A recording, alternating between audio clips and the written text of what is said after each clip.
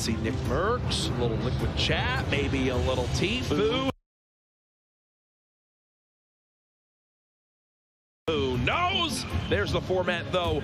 2 matches earlier today in the heats. Tonight, though, will be 4 games. And Ben, you see the rule set there. Break that down for the viewers at home. Now, not only is elimination count important, but placement is as well. And that's kind of molded the way that some of these competitive players are determining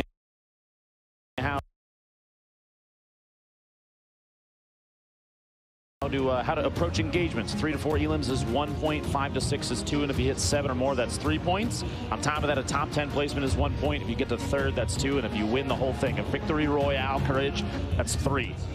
It's pretty good. That's pretty good, but you know what's even better? $1.5 million split amongst the top 100 players from this week. If you qualify for the grand finals, even if you place 21st through 100th, you already earned $5 grand. But as you can see, it escalates quite quickly from there, with everything pointing towards that first place prize, $225,000 US. Life-changing amount of money. It's incredible. And 5,000 just if you make it to the grand finals, and the requirements from what we've seen the last few days, Jack. Yep. It's not over the top. Some of these players are making it through from the qualifiers, making it into the grand finals for the last day with even just 1 point and 5 or 6 eliminations. Yep. Which means some players, a lot of players, are playing very slow. But that's not the only strategy we've seen. We've seen some incredible aggression, actually. Oh, yeah. We saw even yesterday, Aiden from Ghost Gaming was, well, it felt like he was playing a different game 1 and 2, jumping around out in the open, even ignoring building at times. He went into, you've seen some streamers, and I'm a victim of it, just weapon swapping just super fast just cause. It's like a muscle memory thing. We didn't see that too much before that moment, and he was leaving tilted yesterday. We saw that. We've seen Animal dropped our first double-digit elimination game of the event so far. Sick. 10 eliminations in a competitive format like this is, holy cow. That's crazy. It's crazy. Yeah. And we've even seen players who, through the 4 games, struggle for the majority of them, but then have 1 monster performance, 1 victory royale, which earns them enough points to qualify for the grand finals that take place tomorrow. Probably going to happen again here. Either way, though, we've got to catch up with how we got to this point. As we mentioned earlier on the schedule, we had 3 heats, and, well, we had some top performers. Heat 1, SSG Colton. Heat 2, NRG Kaysid, and then Heat 3, WPG Ranger, all representing some major organizations there, showing up big for their squads. A number of these players, they're going to drop a lot of different strategies in here, but man, nothing gets better than falling in on your opponent. Those bounce pads from above, super important, especially know the right time to utilize them and can catch your opponents off guard. It's tough to beat someone falling from the sky with a shotgun, Jack. No, most certainly. And you see there the excitement after that victory. If that drum gun doesn't eliminate that opponent on that last bullet right there, you'd think the double barrel gets a second shot off. Here's Kaysid a little bit later on in his performances, and you see already 5 eliminations there. How about a 6th? Woo! The headshot crits from that rare drum gun, quite good. And, well, you know what's even better? A rocket to the back. Now, you mentioned earlier a lot of larger organizations, really organizations of all size being represented here. I know right now already Trouble Boys has 4 players qualified for the grand finals tomorrow. World's Best Gaming has 3, I believe. FaZe, Cloud9, Liquid. We have players from all over the place showing up for this, and it's wonderful to see such an embracement of competitive play from these organizations that have been around for a very long time. They see the value of Fortnite and just how top tier the play can be, and it's wonderful to see. It's that level of inclusion that I think Fortnite on the esports side has been. It's fantastic. Oh, they've been really pushing for it, and it's been paying off to this point. This is the biggest Fortnite LAN event on a competitive side that we've seen to this point. As we know, $1.5 million on the line. Again, stay involved in the conversation on social media, # Summer Skirmish. We mentioned some of the big names playing tonight. We'll take a look at the full participant list here shortly, but I mean, man, there have been some big names that haven't qualified for this grand final. I know people have been talking about, but that's true. We'll see tonight if anyone else falls quite short, because I know a lot of people have some high expectations for these guys that scrim day in and day out. There are very dedicated players, like you said. A name we were discussing yesterday, Myth, who took time off streaming specifically to practice for PAX. Yep. Didn't work out this time, but there's more events coming forward for in the future for these players, and I guarantee you, players with determination like his, and we've seen Vivid put on an excellent show in previous summer skirmishes. It's not over for these players yet, and I would almost expect a competitive mindset like they have. They're going to take this as a learning opportunity. They're going to improve from it. They'll come out with positive mindsets, and they'll crush in the future. Well, earlier today, we mentioned the Heat 1 winners. That was actually Colton. We caught up with him with an interview.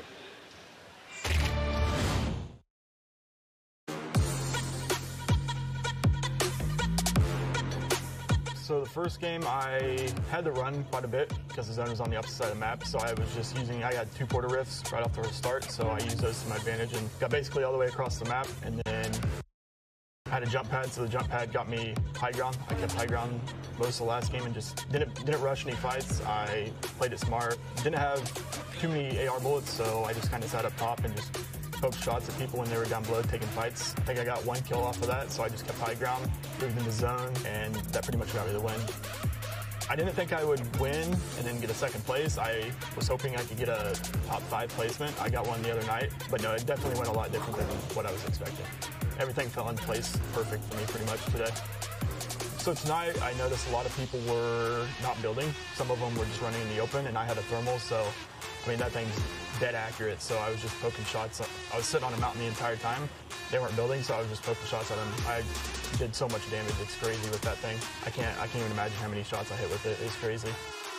If I can get lucky with the safe zone like I did today, then good luck. I mean, that's the biggest thing I can say. It'll all be fun tonight.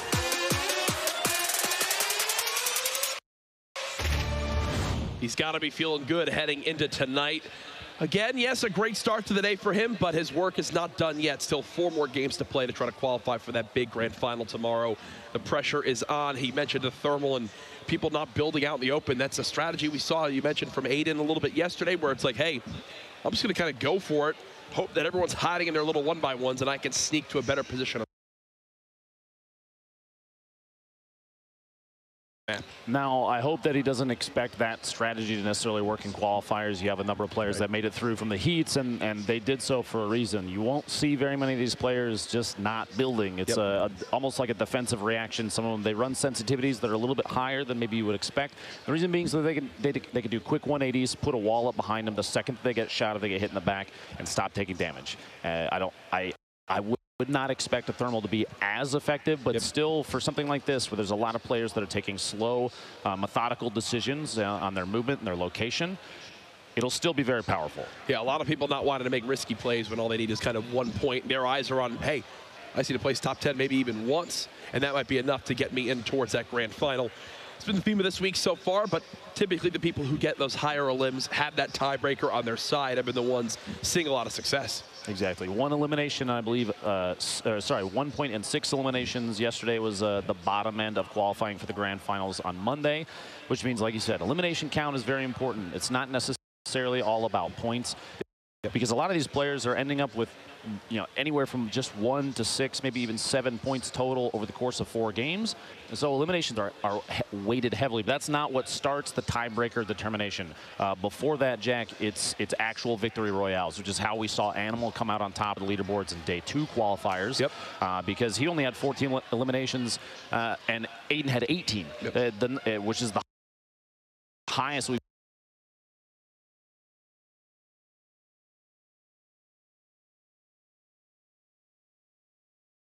seen thus far in any of the days, and I am excited because of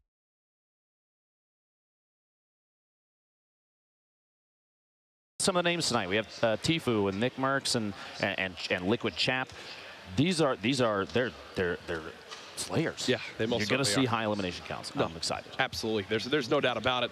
Now, we've got a great crowd here in the venue, and you know what?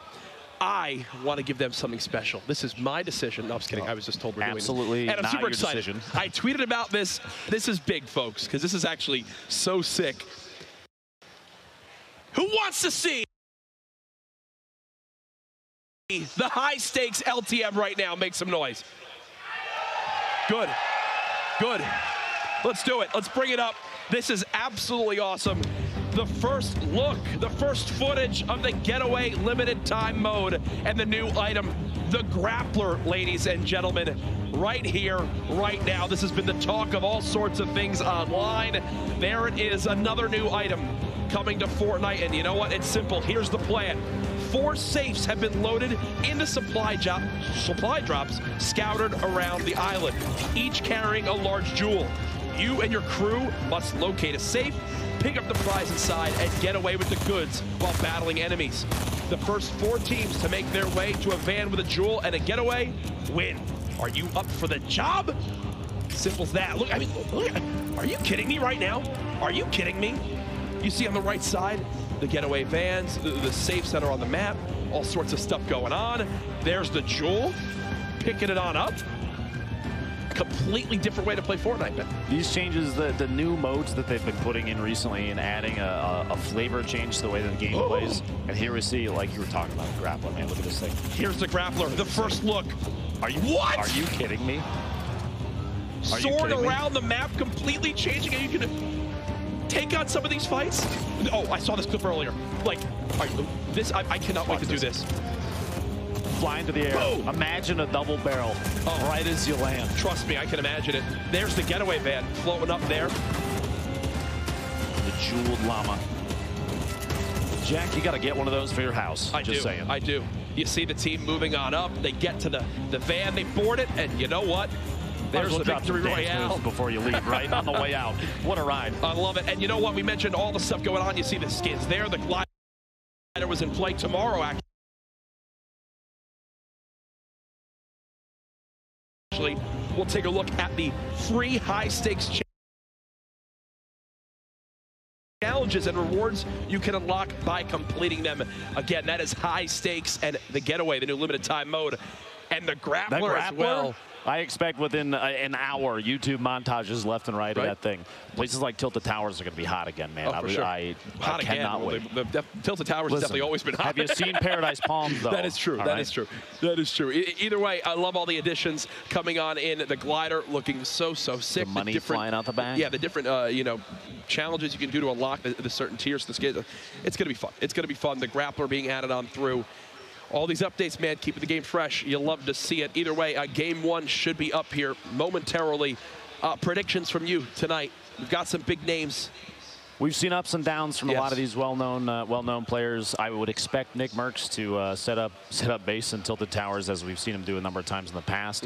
Tfue has played exceptionally well in previous events, and I would look for a very high elimination count from him, plus some scoped AR shots. I even mentioned it, I think, day 1 or day 2. He's the kind of player that'll build up in the top of a tower, establish himself in the upcoming safe zone, and just gatekeep. And elimination counts will fly. But then, like we've said in the past, Chap. Have you seen Chap in previous Summer Skirmish weeks? He's decent. One of the best ground players up close. Yes. His management of structures, as we've said in the past, knocking walls down with the pickaxe, instantly replacing, so he can take control. So he's the one that can edit out the walls, make windows, and take shots. It's pretty nuts what he can do. I actually caught up with him earlier on. Saw them all hanging out. He was with Poach, Tfue, and them. We wound up, I saw how Chap was playing. And again, there's Tfue, Nick Merckx competing tonight alongside Chap. But Chap had his keyboard like underneath his monitor, essentially. And then his mouse was like in front of the center of his body. So instead of how you normally have your keyboard on your left or your mouse on your right, whatever's comfortable for you, Chap was like playing like this. Does this make sense? Yeah, hopefully, are you seeing what I'm doing? This doesn't make any sense. That was how he was playing. That's where his mouse was. No human plays like that, Jack. He's got to be a robot. He was, and he was arguing with his teammates that was the elite way to play. We'll see how he performs. There was a look at everyone stacked on in to the players area. The Fortnite Summer Skirmish, 8 weeks of competition. They've all led to this point. The The reason I said that is because I got told participants in my ear. Let's see who's playing tonight, Lupo. There it is. Named a lot of names that you've seen actually multiple days in a row. You have to remember if players came out here on their own volition and they did not qualify for the grand finals on Monday, they're given an opportunity. If they get up, if they got up bright and early and came back the next morning, they could give it another shot. You see Hysteria, one of those players specifically. I know that that Tempo from FaZe had to do the same thing a number of times. But you know what that says to me, Jack? That they're here to win. They're determined. Absolutely. And I hope they take previous rounds as learning opportunities. There's Geomock. We watched Slossy yesterday. Man, I mean, there's so many talented players. United's Ashton involved as well. And then over to the final page. Nick Merckx. Dimes is there. Nick C9 Merckx, Blind. C9 Blind is that's a name we saw come up with the Ninja Vegas event. It's the roster here is terrifying, to be honest. Bartologist, General. Tonight is actually going to be, I think, the craziest night of competition we've had to this point. I think it's setting a little bit of a tone, but you know what? Right now, I just heard some beautiful sounds in my ear. Ladies and gentlemen, the battle bus is about to take off. Game number 1 starts right now. There you go. Make some noise. Who will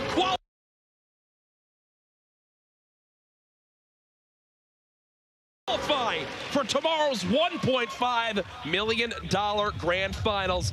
Folks, there are some heavy hitters, as we just saw in tonight's competition, and it is finally here. Now, we've got a number of players jumping out early, going to that bottom left corner. This is actually the heaviest we've seen an over-the-water drop. Players trying to get as low as possible so they can open the chute as late as they can. The idea there, trying to hit, there's a couple buildings down there with chest spawns early.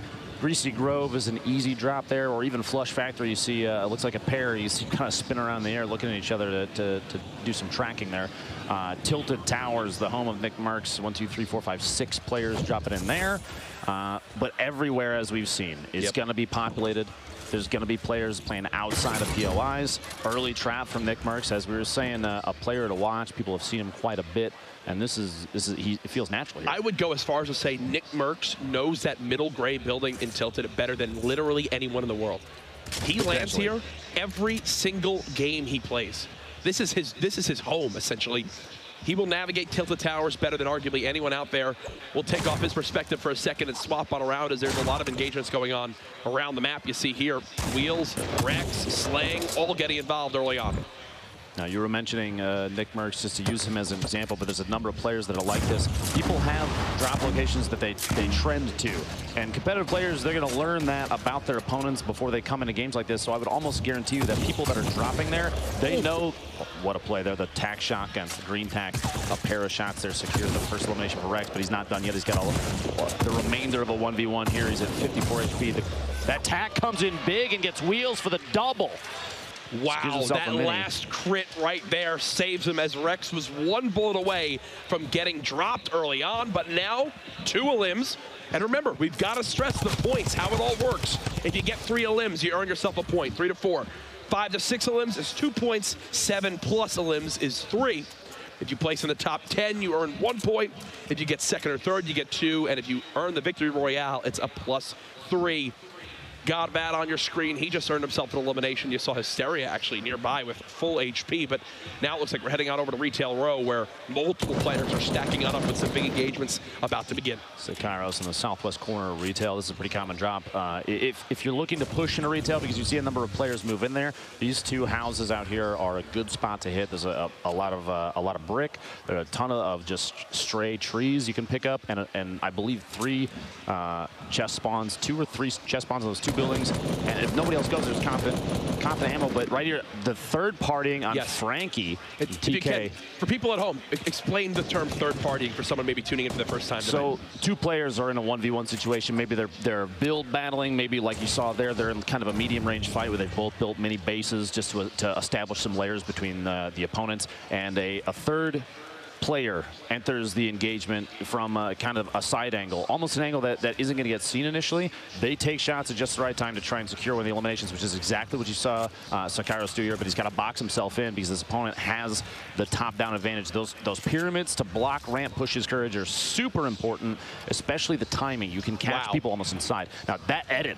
do you want to talk about how dirty that edit was? That was a nice little play there. He moved and began to run to the opposite side of the ramp and then rotated it and then drop him on that opposite side. He's trying to break down his top structure because he's out of materials. Does tag his opponent once there, continuing to use that pickaxe, and he's realizing no mats. He's got to try to drop his opponent down to his level. Will it work? There it is. Can't quite hit a shot there as he is blocked yet again. The fadeaway. Won't have an opportunity there, just continuing to use this pickaxe. Now he's got him on his level. This is his chance. Sakairos can't get it. Loses track of Pupper in the middle of all the building. 9 HP as Pupper gets the elim. Back and tilted. Joker Untamed pushing on his opponent right now. Lifts a shot to chop him. Gets lavish with a follow-up. And you saw there, he ended with 1 HP. You saw it going down to the bottom. Just, again, show off just how much I know about Fortnite. You actually can't get weaker than having just 1 HP. That's the lowest amount of health you can have. Jack, you're not wrong. There you go. You're not wrong. You're welcome to slide pain. Established in the UI building. Like over here, the set that destroys Kev is at the sports complex to the west of Tilted, but he's not alone there. Jalakias is hiding underneath, and they're going to do a little bit of creeping. The audio cues, super important. Even editing, speedy edits as he's trying to get up above. He could have just built one ramp, but instead double edits on the way through. Look at this zone. A lot of players, hopefully they're seeing this. They have 2 minutes and 52 seconds to start making a push because this zone is way west side. Snobby, greasy, tilted, even pleasant and maybe haunted with shifty shafts in there. This is centered on literally who we're watching right now. They're smack dab in the middle. I'm actually really surprised to see him going for so many hand cannon shots. Does get tagged up quite a little bit. Yeah, that was maybe hoping he'd get a quick little one shot there. Won't work out. Especially with materials that he's sitting on right now. Probably would have been safer to go for some like a ramp wall and then just crouch and stand up and peek and take a shot and re-crouch to hide behind. Just an update for everybody. Pupper and Rex both currently have 2 eliminations, but nobody has more than that, which means nobody's got a point yet. 3 is the bottom end for that. Here's a replay near Haunted Hills. Diabolic. This is Christo.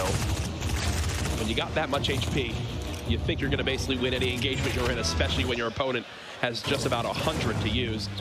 The zone closing on in. We mentioned just how far west this zone is. Going to force everyone on the east side of the map, from Retail, Tomato Temple, Risky Reels, Paradise Palms, Salty Springs, to make some moves west. And when you've got that river in the middle, there's a lot of gatekeeping opportunity here, Dr. Lupo, to be able to kind of shoot down on your opponents and maybe pick up some free elims. Now, information just for people watching home, all of the Cloud9 players that didn't qualify yesterday are in this today, which means the entire roster could still end up in the grand finals tomorrow. Yeah. Speaking of big teams too, Liquid Chap, I saw the feed a moment ago, got his first elimination. Misfits taking out 42. Which is too bad. I believe he was at 2 eliminations, one elim away from a point, but got cut early. We're still 60 plus remaining, so there's no points for 42 MD just yet. Kev trying to take shots. Gosh, he's just praying that hand cannon hits. He's been rolling.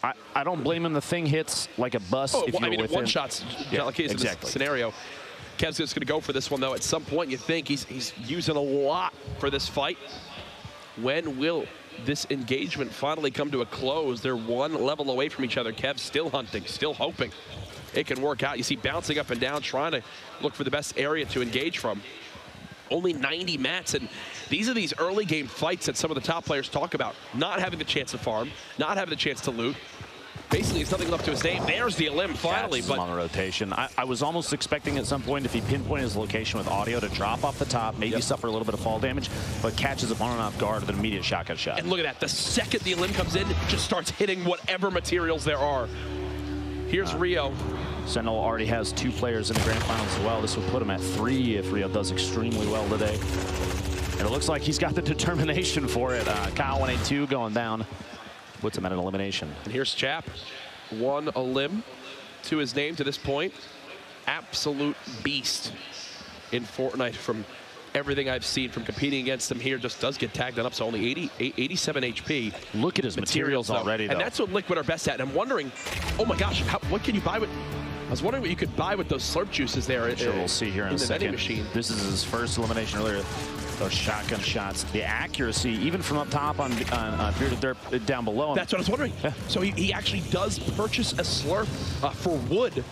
So that's, for me, a great investment when you're down to just 87 health. Remember, the slurp was updated recently. It's no longer just, 25 health and shield. It now gives you 75 in total. Starts with your HP. So they're at 87 health. He'll wind up getting 13 HP, and then the rest of that 75 winds up going in to his shield, so he'll finish with about 62 shield there as well. Now, Courage, I'm going to try and think off the top of my head. I believe it's maybe it's like a 4x4 or 5x4 base, number of squares that this building takes up. Nick Merckx has not left that building yet. He hasn't left that 20 square area. And that was Chap who actually just ran right past him. What an engagement that would have been if it was Chap versus Nick. But here you go, Chap, and he build engagement now, trying to stay above his opponent. He actually ended up in the same box and had to fall out to save himself. He's going to drop down.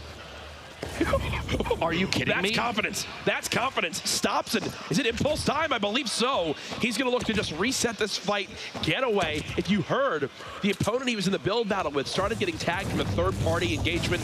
Didn't want to have to deal with any of that. He'll go ahead, get away. He's actually burned through all of his wood now, down to just 60 left. You saw his loadout, Courage. He had a blue AR, a green suppressed SMG, you can see right there, and the heavy shotgun. And out of that box that he opened, that he pulled the impulse nades from, there was a gold heavy sniper. Would you have picked it up and dropped potentially the blue AR? Listen, Chap knows better than I do. You could have potentially done it, but at the same time, maybe it's not his play style that he's going with. Another vending machine purchase. This is Ashen. His partner, Jack, has already qualified. The shots out here at Lazy Links, accuracy, mid-air accuracy with SMGs, even a gray doesn't matter. They're hitting their shots. The swap weapon is so key. With the way that the meta of the game is right now, if you're running a shotgun, you want that quick little spray weapon you can go to. You take, hopefully, that shotgun shot, get some high damage. If not, you swap on over to that SMG to finish off the elimination. Chap now back up to 300.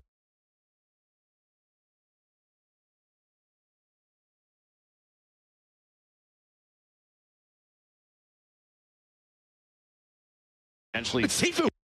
It's Tfue up top. Chap versus Tfue is the fight going on now here, folks. Who will come out on top? Tfue was just tagged by a third party, so he's got no shields left. Chap playing from the low ground right now. These are two of the best Fortnite players in the world. It's what this competition is all about.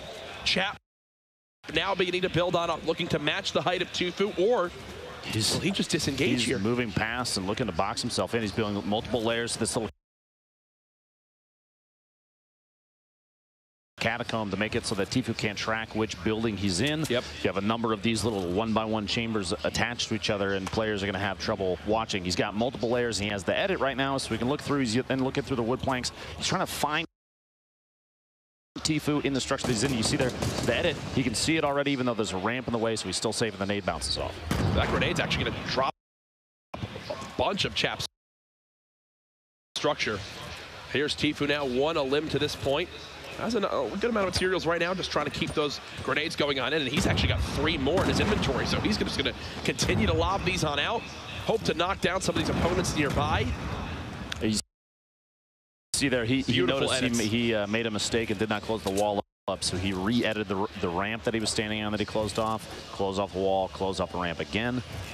Try to keep the layers between you and an opponent, because you don't know, Chap might have explosives as well. He could pre-fire a rocket and then laser down the single wall that might be separating him. So that's a smart play from Tfue to close his own build off. And now he's beginning to move early because this next zone was revealed. He knows he's got to move a little bit closer towards Snobby Shores. This is so far west. This is the furthest west zone you could possibly have at this point, folks. So everyone continuing to move in this direction. You see Chap disengaged.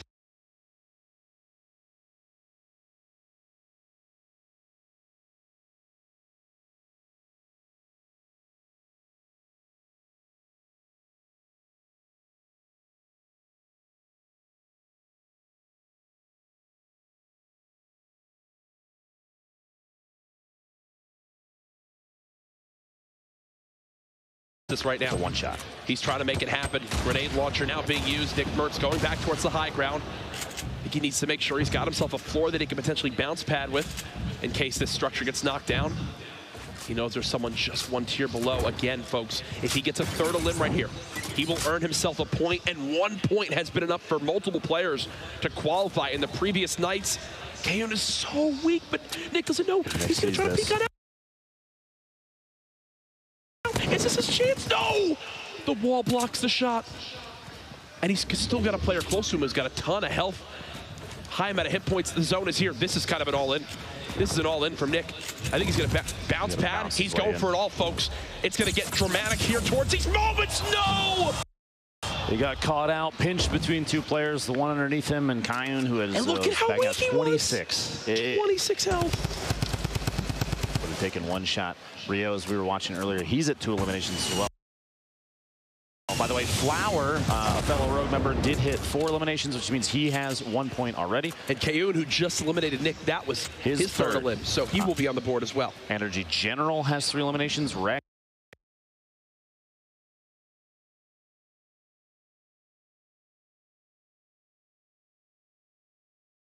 has 3 eliminations. Misfits.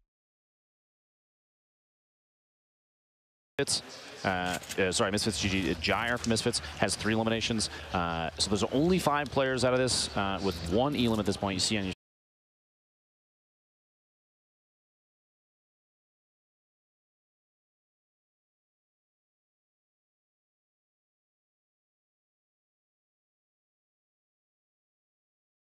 how Flower was eliminated. Jack, I don't think it's tough to sniff out the grenade explosions there. And you saw actually a swap from the, you tend to favor the heavy shotgun, but he immediately picked up the double barrel. Now I might be running the double barrel. How players are they're definitely showing how powerful a weapon like that can be in competitive gameplay like this, that the top 10 means a point, and players are going to play slow. They're going to stack on top of each other and get very close. So right now you're seeing Kayon, who still has found 0 heals in the last 5 to 7 minutes. What is the thought process right now with this little amount of HP? I think catching a player rotating is extremely important. You see, he probably won't make too many moves until he knows that maybe potential targets or opponents are already engaged with someone else. He's going to wait to strike. If you move too early, you're going to be the one that gets caught off guard. You're going to be the one that people have their eyes on. You also don't want to engage anybody. You only have 26 HP. So the second that you're essentially sending up a signal flare to say, hey, I'm here, please shoot at me. It's Vape Jesus now in the build battle with Dat Muffins. Muffins 1 elimination away from a point as well. You're going to hear us stress that a lot tonight, folks, because again, 1 point from our last couple of nights of qualifiers was enough to get our 33rd, our last qualified person in. As Muffins just edits the window, gonna peek on out, see what he can spot, maybe get a free tag here with that first shot accuracy. He's got the double barrel, he's got 2 med kits, he's got minis, but here's the one thing he's really missing, Ben, materials, down to just 70 in total that he can build with. Now, for people that, you won't be able to see this just yet, but right now, the white circle, the next safe zone where everybody's gonna have to move in 2 seconds, 2/3 of the players are already in there. Yeah. Only 7 are remaining outside of the safe zone, so there's not a whole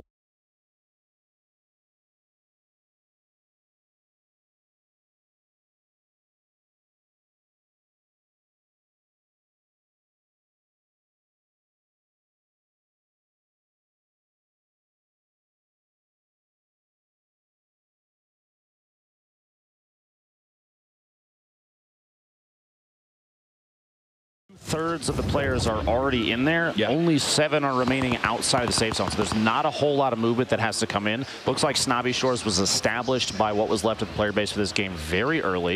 You're going to see a lot of people like Tfue. Very good at it. I think Nick Merckx called this a spaceship at one point, building these bases up high to get a top-down view on people. Look at these edits, too. And this is a very Tfue-esque type play style right here, Ben. It's like, you know what? I'm gonna survive until the end, go for a victory royale. He's not someone that's going to be dropping 12 elims. He'll finish the game with whatever he needs to get a point on the board. Here's Colton, who won Heat 1 earlier on. A great use of the frag grenade there to pick up the elim. The timing to blow up the built materials and then immediately just shoot in as he sees his opponent move. That kind of timing is key. That's forethought. Yep. Now, as this game continues to move on, remember, top 10 earn a point. We're at 19 players remaining right now. Everyone in the lobby thinking, hey, I see survive a little bit longer to get a free point on the board. This is a third-party opportunity, and then some. You got two players literally mixing it up on top of each other, and Crunch has the LMG and just spraying to see if he can land any shot. That LMG not super accurate from a distance. There's 2 players in this. And there's one. Eliminates one. Crunch, I think he wants to follow this up right now. 2 eliminations that put him 1 point, 1 elimination away from a point. Just bombing rockets, and he's blown through those explosive rounds very quick. The rocket ammo, which typically you see held onto until late, but right now he's so focused on getting this elimination that it doesn't matter. I think he goes for this now. Point. He got tags on him. There's no more shield. He got tags. He knows this player is under 100 health, and it's time now for Crunch to go for this. He's getting third party yet again. He's got a ton of materials. I mean, look at this: 900 plus wood, 800 plus metal. But he wants this limb right now, trying to make sure his opponent can't pop any minis to heal themselves. It's Horrified just below him. 18 players left. Remember, top 10 earn a point. The edits are so fast in here. It looks like there might be a couple stumbles as he's trying to take a corner out, or just the top line of 3 on a wall, and it's maybe getting a little flustered in there because he knows he's got somebody else watching him in this engagement. He wants to secure the elimination on someone. Like you said, he knows he's weak already. So if somebody beats him to it, that misses out on that elim and potentially puts himself in a bad position against whoever's watching. Well, Crunch is still bouncing around, going for these quick edits, looking through these walls, knows there's someone just below. Here comes the zone. People gonna have to move. There's Sean pushing forward. Tempo still alive with maxed HP. Colton, who we've been talking a lot about so far today, gone, playing the high ground. The position in the next zone is potentially going to start scraping a few players off, not too many. It's on the side of the hill. Yep. You hear the traps going down just to prevent people from kind of infesting the structure that has already been built.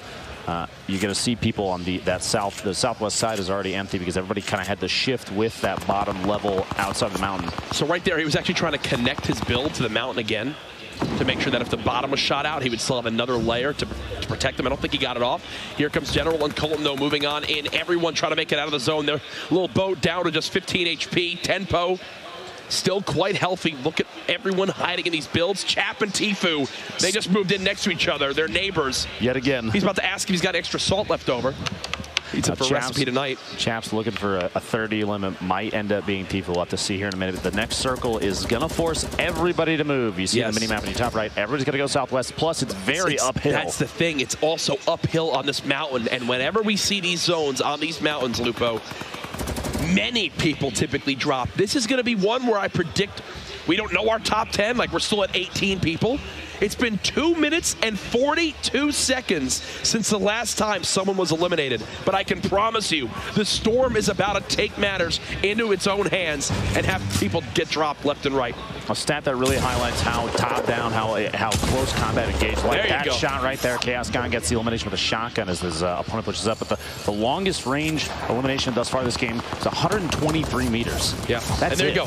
Storm just drops someone. Colton and Base Soldier each get a limb. Colton then drop to the zone. Here comes the builds from everybody. Tfue still in this one. 12 players remaining. Top 10 earn a point. Will Tfue strike with a point early on here? You've got to think he's probably chasing Chap up this mountain as he's trying to keep on his level. One player close. Tfue going for the engagement. Won't find it yet. It's Chap taking down Tfue, and you see the smile there as he looks over. And Chap's not done yet. He gets a second elim there, putting him at 4. My goodness, Chap showing up big here in game 1. The next circle is going to be yours. Chap getting dropped down to fall. He only has 30 left. He's got to box himself in and take every second. The second he has an opportunity to heal Courage, he's got to go for it because the fall damage combined with people taking shots from all over the place and just kind of how they look like little beehives attached to the side of this mountain. Now the next rotation won't be as risky. And here you go. This is Chap from just a moment ago. This is the bait. He saw it coming. That was Tfue getting eliminated in 11th, which means he doesn't get the point. That was him with 2. He had what, 2 elims and was in 11th. So if Tfue eliminates Chap there, he gets 2 points and arguably guarantees himself a spot tomorrow. Heartbreaking for FaZe Tfue fans out there. He's got 3 more rounds though. Jack, it's not over yet. 6 players left. Chap, you're watching here with 4 eliminations of his own. 1 more gets him to 2 points. He's got no mats. He's got to go for this. There's one. The third Hello, party. Chap! Are you kidding me? Chap! Can this man be limbs now. Top 3. There's another point as well. Now, Tempo, one of his opponents above him, well known for being exceptional at this game. You're going to have to watch out for this little 1v1 here, especially, I mean, Champ only has 2 builds. You hear the C4 going out too. Here comes the structure coming down. He's going to have to stay on his toes, watch for the edits you see above him. Now might be the time. If he's going for another third party, he's going to take shots. He's going to try and see if he can get a drop right there. Go for the shot. He's going to try and drop the surface out. He has enough ammunition courage to do anything that he can to get him to fall down on top of him. Only 75 HP, though. He does have 2 traps left. He's got to break through manually to get to this point. He had it! Tempo! Says, hello, my friend Chap. It's time to take a break for game 2. OT Divine versus Tempo. Divine has 0 limbs. You saw Tempo just eliminate Chap. The shot's coming downrange. He's out of builds, and he wanted to drop down, but then the trap went off, and he's got to wait. Whoa, I can't do that yet. Trying to spray on in. 2 players left. It all comes down to this. Tempo drops Divine to just 17 HP. There's the elim, and there's the win. Tempo, congratulations. 4 eliminations, the victory royale. A monster game 1 from him. Now, a number of times, even the last 2 days, we saw Tempo come into these qualifiers, and maybe the thought was take a different approach. You can even see here just some quality replacements. Look at the builds he still had left. 700 wood. Get into the team. Wow. Congratulations, Tempo. In that victory royale, you see all smiles on his face. He knows just how big that is. So what, he got 4, I believe 4 limbs? 4 limbs and a victory royale, so a point from that. That's 4 points. 4. I mean, at this point, Tempo. I'll see you on Monday. I mean, we'll I'm see just going to say it. Yeah. And again, victory royales are also the top tiebreaker as well. So somehow, if 33 players all have 3 points, you'd think Tempo would be right towards the top of that. Or 4 points, sorry. Would be right towards the top of that. What a monster way to start day number 1. This place is packed right now, live in PAX West. Again, if you have a badge, come on in. If this is what it's like tomorrow for the $1.5 million day, crazier, this crowd's getting into it, and I love it. Having such a blast. That was just game 1 of 4 we have tonight. We've got all sorts of replays from that ridiculous game 1. Here's General from NRG. I mean, what a way to kick off day 3 of these qualifiers. Absolutely. We saw both top-tier play and some very close finishes from a number of players that we've had our eyes on for a while. People that we've been anticipating, players like Tfue playing in this event every day thus far. Flower going down. General is just attention to position. The timing on dropping in and hitting the shots at just the right time. It's wonderful to see players so aware of their surroundings. Look at the shot, too. The edit out takes Pacifist down.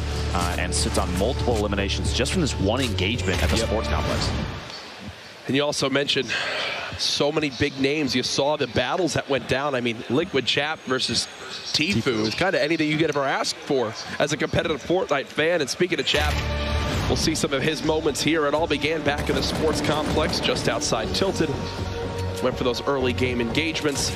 This was that second one we missed that got him all. Look at all these materials he winds up picking up. Puts him all the way towards 900 brick, but this was everything. Versus Tfue. If he dies here, he gets 0 points. Instead, gets that elim, earns himself 2 points alone with that elim, follows up with another as well. That means that elimination on Tfue from Chap was literally, they were at the same place. Yeah. They were both 11 remaining, both only 2 elims. Then he just drops on down and says, you know what, I feel like chasing more. And even at the end here, where I thought he was going to play this low ground and hope people drop down towards him, he just kind of goes for it all. Starts breaking into the builds, starts pushing towards him. Tempo with the quick edit did kind of shut him down. But you have to give it to him, though. Yeah. The knowledge to know exactly when to push when other opponents are shooting at each other. It's listening. They hear the cues of shield dropping off. They hear the cues of players moving, even bandaging. That's the right time to push, and he's on top of his game every time it comes to that. Works out for him there. Tempo eliminates Chap at the end and then goes on to secure that victory royale. We'll watch that one more time, too. Here's the top-down look. Tempo had so much health. He had maxed wood here. Literally, the other 2 players had 0 mats. And you see, even with that drum gun spam, he was more than fine with waiting it on out. Times it to where he knows the drum gun is about to be out of ammo. Doesn't spam another wall. Instead, the second his opponent runs out of ammo, that wall breaks, and then he just takes the free shotgun shot. Textbook stuff from Tempo. He had just removed shield, too, so you had multiple signals to say now's the time to push, try and get the vine and get the win, and he did. Did just that. So 4-point game from him. Already starting to see some of these big names come out early on of our 4 games tonight. I mean, we're going to get ready for game number 2 in a moment, but we've got actually the standings all ready to take a look at. Let's see where people stack up.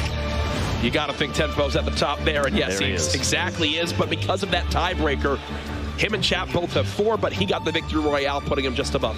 Now you see Liquid Chap 6 elims, 4 points. Jumpman with 3 eliminations and 2 points. But look at this, OT Divine, 0 eliminations. He played the slow game, methodical, waiting, because he knew that, I mean, you get to 2nd or 3rd, that's 2 points. You don't have to take anybody out. There's all sorts of win conditions. Oh, Tfue with 0 points, but at the top because of his placement alongside the elims he had. Could not be closer to having 2 points. Either way, still finding himself in the top 33 at this moment. There's a look again at all the players ready to hop on in. The battle bus should be taken off here very, very soon. So intense. These live environments, completely different from playing to the comfort of your own home, Ben. Now, I've got to reiterate, I know I've done it the previous 2 days. I got to do it again. These guys are all these players they're in a different building from us, which means they can't hear a single thing that we're saying. There's no outside noise. It's very quiet in there, so they have the ability to concentrate. They can hear everything. And it's the environment over there is, I mean, it's top tier. Granted, some of these players, they're not necessarily, it's not the gear they're used to using, but I'm going to be honest with you. We've seen some of these players put on a good show, and let's see them do it again, Courage. Game number 2. Game 2.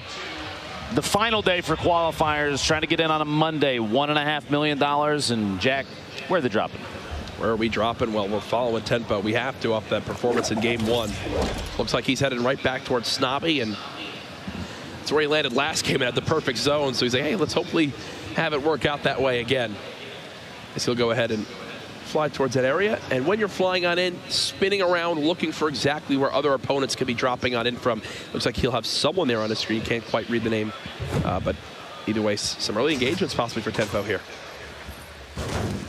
Unlucky loot location came around with just some ammunition. You see a lot of these players, even while traveling, they're going to smack every single any material source they can, because early game fights, Courage, 1 or 2 builds can make the difference between winning a 1v1 or not. And look, Slaying inside the house came up with a chug jug. He's got a blue AR already, and Tempo sitting on a gray tactical shotgun at this range is not going to be nearly effective. Shotguns, you got to be very up close. That's why he's using the build. Trying to get in. It gets a shot to the window. Are you kidding me? 80 damage. Leaves Slaying at 20. This chug jug could come in big if Tempo lets him get it off. You got Tempo lets him use it. But Tempo's got to push. Remember, he's only got 30. He's been tagged twice already, but this AR does 33 damage. So Tempo still has 34 health, meaning Slaying is to hit 2 bullets while he's only got 20 HP. Tempo has a shotgun. The top right corner, you can see just how close these 2 players are. Third partying.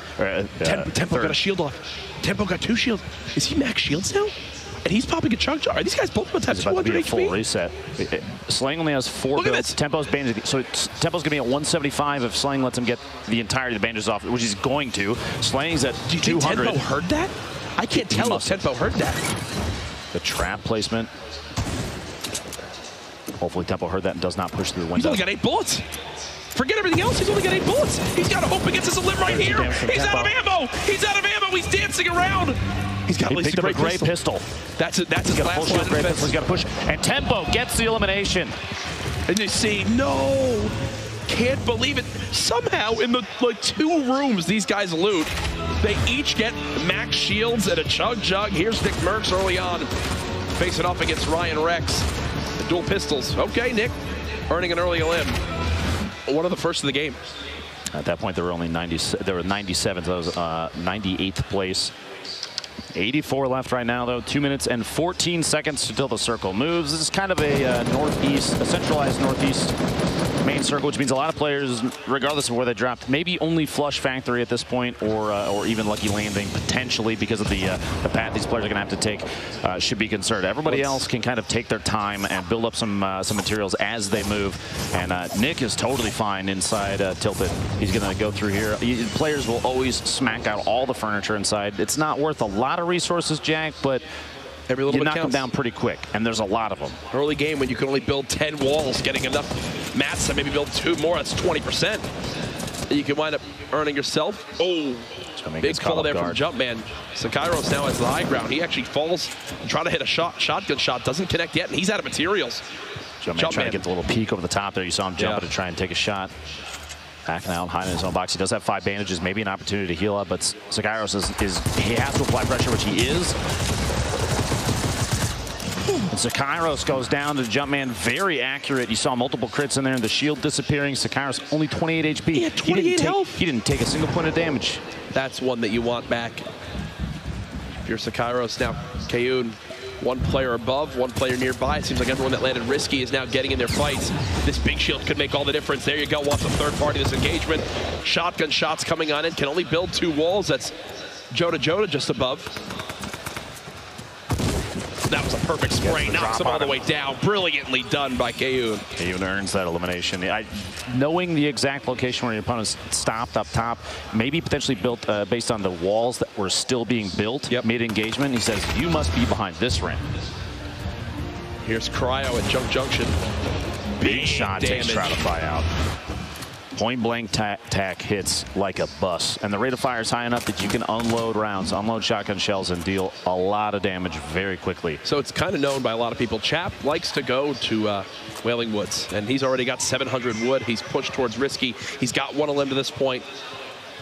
Looking to pick up a second quickly underneath him. Yep.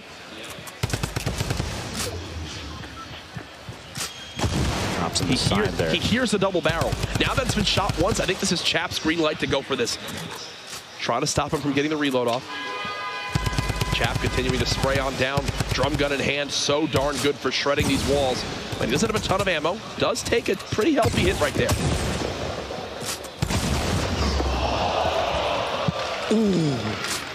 Kayun picking up his second elimination. You heard the reaction from everybody here. The double barrel, when you are that close and it does that pure like 160 damage. Yeah, that's why it's now the new meta of shotguns to use in competitive Fortnite. You saw right there that golden double barrel, even at kind of moderate range for a shotgun like that, the spread is very high and the damage drop off happens quickly. Over 100 damage while jumping over the top of his opponent. A quick 2-shot. And this is Tifu out in the little Wild West, the set of Pueblos out here. He's looking, trying to hunt down a player underneath him. Compact SMG, a shotgun, an AR, and a hunting rifle. Stalking his opponent. Now he has tons of materials at this point. We've seen players start to favor this drop out here because the larger rocks, Courage, come away with, wow, what a shot. Yep. Tifu picks up his second elim. Those large rocks, like I was saying, they have 50+ brick in them, and they only take a few melee hits. He was blind from Cloud9, 1 a limb to this point. Again, you see immediately how these players just begin to break down structures when they realize they have so little materials. Whoa. All back up with Nick Merckx looking for anything. You get a 9 and a 20 off there. The 50 damage just pushes up on land mission, gets him to the bottom of the staircase there. Nick's got 3. Nick's got 3 limbs. That's a point for Nick Merckx, putting him on the board as well. And it looks like he wants to go for more. He's not done yet. Airco, a player we've seen a number of times in the past. It looks like Nick Merckx might be getting third-party multiple players here in Tilted as he's trying to back out of this engagement and saying the position I'm in right now, he's getting shot from above. It's not good enough to go for an engagement that somebody already has the top down on him. You see in the feed Tyler's getting double flower out. Here to Derp going down to a 189-meter rifle shot, but Nick found a chug jug. Nick's like, sure, I'll take that. That sounds good to me, my friend.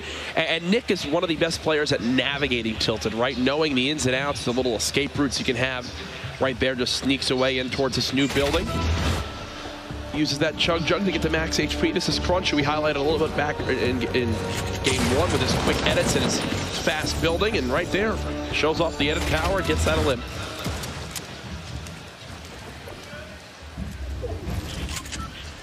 Kevin Crunch both west side of Loot Lake, but they're not alone here. Tempo a little ways away between Tilted and their current location at these factories on the west side of Tilted. We might see a third party from him if he hears the engagement. They are they're close to the edge of the zone though. Courage, they have 1 minute and 44 seconds before they have to move, but just so people are aware, there are still 2 players outside of the zone coming from Pleasant Park and Shifty Shafts, so we might see some drops to the Storm and the feed here. But Kevin Crunch looking for each other. Meanwhile, C9 Blind, Salty Springs Locks himself in. He's listening, and the turbo build's going to protect the wall. He just has to hold down left mouse click while his opponent's trying to smack it out. He still owns it, so he can edit his way out, and he's gonna use that to his advantage. A lot of the structure, I believe, is still his, so he can edit these. But his opponent, like we've seen a number of times, they're gonna smack him out. They're gonna use a pickaxe, replace it, so they take control of the wall. They decide when the hole is open. Should be a cleanup. You think 162. 162. Okay, well, now that he knows that this player's got under 40 HP, he just wants this, and that's what you talk about with him owning a lot of these walls. He can edit through, edit through. Here's another engagement. Can he clean up the limb? There it is. That was NRG Kasid who gets cut down. Blind's got to feel good about that, especially after last round. I love seeing these players improve on their own gameplay, but Double of Flowers stuck inside the house, already super low HP, walks in on Flowers, trying to use turbo build to keep his opponent out, but it wasn't fast enough, and he had already been through the wall location, gets a shot off, a very easy elimination just because of the low HP of Flower already. You'll see, whenever anyone's in this scenario, they never sit still. Even right now, Pupper, yeah, he'd love to just sit still and kind of take his hands off the keyboard, but you never know if there's a sniper aiming in at you. Always strafing, always making sure he's not an easy target. We'll take a couple pop shots, and you hear that? Speaking you literally hear that? The reason whoever just shot that sniper, thank you for making my point. Giving credibility to Courage just by a single sniper shot. When you're playing in these games, even at home, in any match, you always have to think with the mindset that there's a sniper watching me. Even if there's not, always think that there could be. Because again, those third-party opportunities, someone's hunting, someone's watching at all times. Colton, the winner from our first heat, goes down to Jumpman's tack shotgun. My apologies, double barrel up close there, and Jumpman's going to top off. Very edge of retail, very edge of the safe zone. Yeah, 3 eliminations. That's a point. He doesn't have to move very far. 47th Architect. You think he's in a great spot here, but he is quite low on AR ammo. And the zone's moving. Yep. He has to decide whether it's time to engage, which it looks like his opponent says it is, and Frankie gets the elim. His 47th trying to move out. And that's actually Frankie's 3rd elimination. That's a single point for him, which already puts him in a fantastic spot. His loadout is actually exceptional right now, too. 2 full shields. He had a bolt action. But he's got so little HP in the zone. That's the thing. He's got to move. He still has a minute. The zone still has a minute to push. So he's got to run so far. There's people nearby. Nick's got someone just above. I think he'll break down wheels here any second. This could be another elimination for Nick Mertz, which would put him at 4. And he still has a campfire to use, so even though he's in the zone, he's still in an okay position. Trying to match the building, and wheels are on the same level now. Nick trying to swap to that shotgun. There's the elimination. Shot on wheels. Nick Mertz hasn't been stopped yet, folks. He's got a med kit too. He's in a great spot to keep on moving with the zone. He's actually, looking at the map, he's relatively far out. He has quite a ways to go. He's still all the way across Dusty. Hopefully there's more than one med kit there, or maybe he has a launch pad, because otherwise he's in a tough spot. Yeah, he most certainly is. Pupper. Now remember, when this zone closes, it's going to start hitting even harder. Is this the second? Is this the second? Yeah. This player's now trying to med kit to stay alive here. Pupper getting chunked on down. He's got to stop and use this med kit. It's hitting for 2. Cut off. This means it's a 1v1 fight, and he doesn't have any eliminations left. So no matter the outcome, no points. Both of them drop. Melo goes down as well. You see all their loot sliding down the ramp. The Storm is quite good at getting eliminations, and you see it there over towards Hysteria. Just took down Yo-Yo. Keep it up. That's his first elimination of the game. Now, this is actually Hysteria's 3rd time through the qualifiers. He played through all the heats before this and has done very well in those, but each qualifier he's gotten very close. I remember overhearing he got to 11th place multiple matches, I believe, yesterday, which is just one spot short of getting even just a single point, which could have put him in on Monday. This is where the little huts begin to get built. The 1x1s, the little bases to hide on in. Over to Cristo. Above Lonely Lodge. Won't be safe for this next zone, but he's playing like this because he's got WBG Ranger just below him. Ranger tries to spray on down. The trap comes in. There's 150, and oh no, Cristo. A little bit of a panic there. It looked like, I don't know if you noticed, was he attempting the rift to go his way out of there just at the last second of the trap damage? Possibly, as now Kayun thinks he's got a free elim opportunity in a 3rd party. What he doesn't know is that that player below took 0 damage, so they're both around the same amount of HP. And as a player, Lupo, you can sometimes use that to your advantage. Play mind games to your opponent. Oh, he thinks I'm weak because I just got in this engagement. Meanwhile, he's still more than ready to fight again. Remember, too, if that trap is still in there, an opportunity for a lot of damage. A lot of AR ammo being used. Keep an eye on the amount that Kayun has. Just about one and a half clips left. I believe if Ranger makes it to Monday, that's the 4th player for WBG that would make it through, which is incredible. It's an excellent roster. Nick Merckx in the feed takes C9 blind out. Jeez, Nick Merckx is a man on a mission. 5 elims, that's 2 points already. That might lock Merckx in for Monday. Oh yeah. Oh no, Nick's in a brilliant position because he had elims last game too. Here's Fade in a little build battle around one of these houses. Stops Joshua right there. Once he gets the high ground, he just goes with a quick shotgun shot. That heavy, so darn good when you get the headshot crit. And this is from Ranger's perspective. Drops him down, places the trap, edits the wall above him, swaps to the shotgun. It happened so quick, but every single one of those actions was calculated. A much deserved limb right there. Is he gonna go for this? Is he going to go for this? Oh, gets almost one of the most aggressive launch pads we've seen so far. He's trying to get the drop in on him up top. The reason he went for it, or potentially went for it, is because the opponent at the top of the tower got 6. He was already in an engagement, so he kind of had the drop on him. But there's 3 players in this box. Triz is nearby, 2 across the street. Nick Merckx, like you said, was 6 eliminations. Leading this game. What an absolute beast. Blind in second and the limbs is already out. This one, Nick trying to break through these walls. He's made it up through. The spray with the drum gun isn't enough. No! Just short of the 7th elimination. That would have been 3 points there. I'm surprised he didn't swap to the heavy shotgun. I think he was hoping that maybe the drum gun spray would have been enough, but if he's got the heavy shotgun right there, I think Freak's dead 10 times over. Potentially, or even a trap play in that situation. They were in the same box. If he owned a wall, there were a lot of options. JP2 from Luminosity Gaming. We've seen him play with Cypher, I believe, before. Chris from C9 and 5. Minigun, Freak, panic building. The minigun shreds if you land some of those hip fires. Now, we saw yesterday, though, the minigun kind of biting back a little bit against players that decided to use it. Multiple engagements in a row, Courage, where minigun just didn't work out. Look at Chris. In the right hands, powerful. Wants this fight so badly. The one thing Freak can do, maybe use this heavy shotgun. And Chris gets the elim. Geomach still alive. If you've never met Geomach in real life, I'm pretty sure he's 8 foot tall. That's real. We'll have to stat check that one, Courage. The push from the east side. You have 17 seconds, 28 players left. And after this circle closes is when things start to get chaotic with circle moves.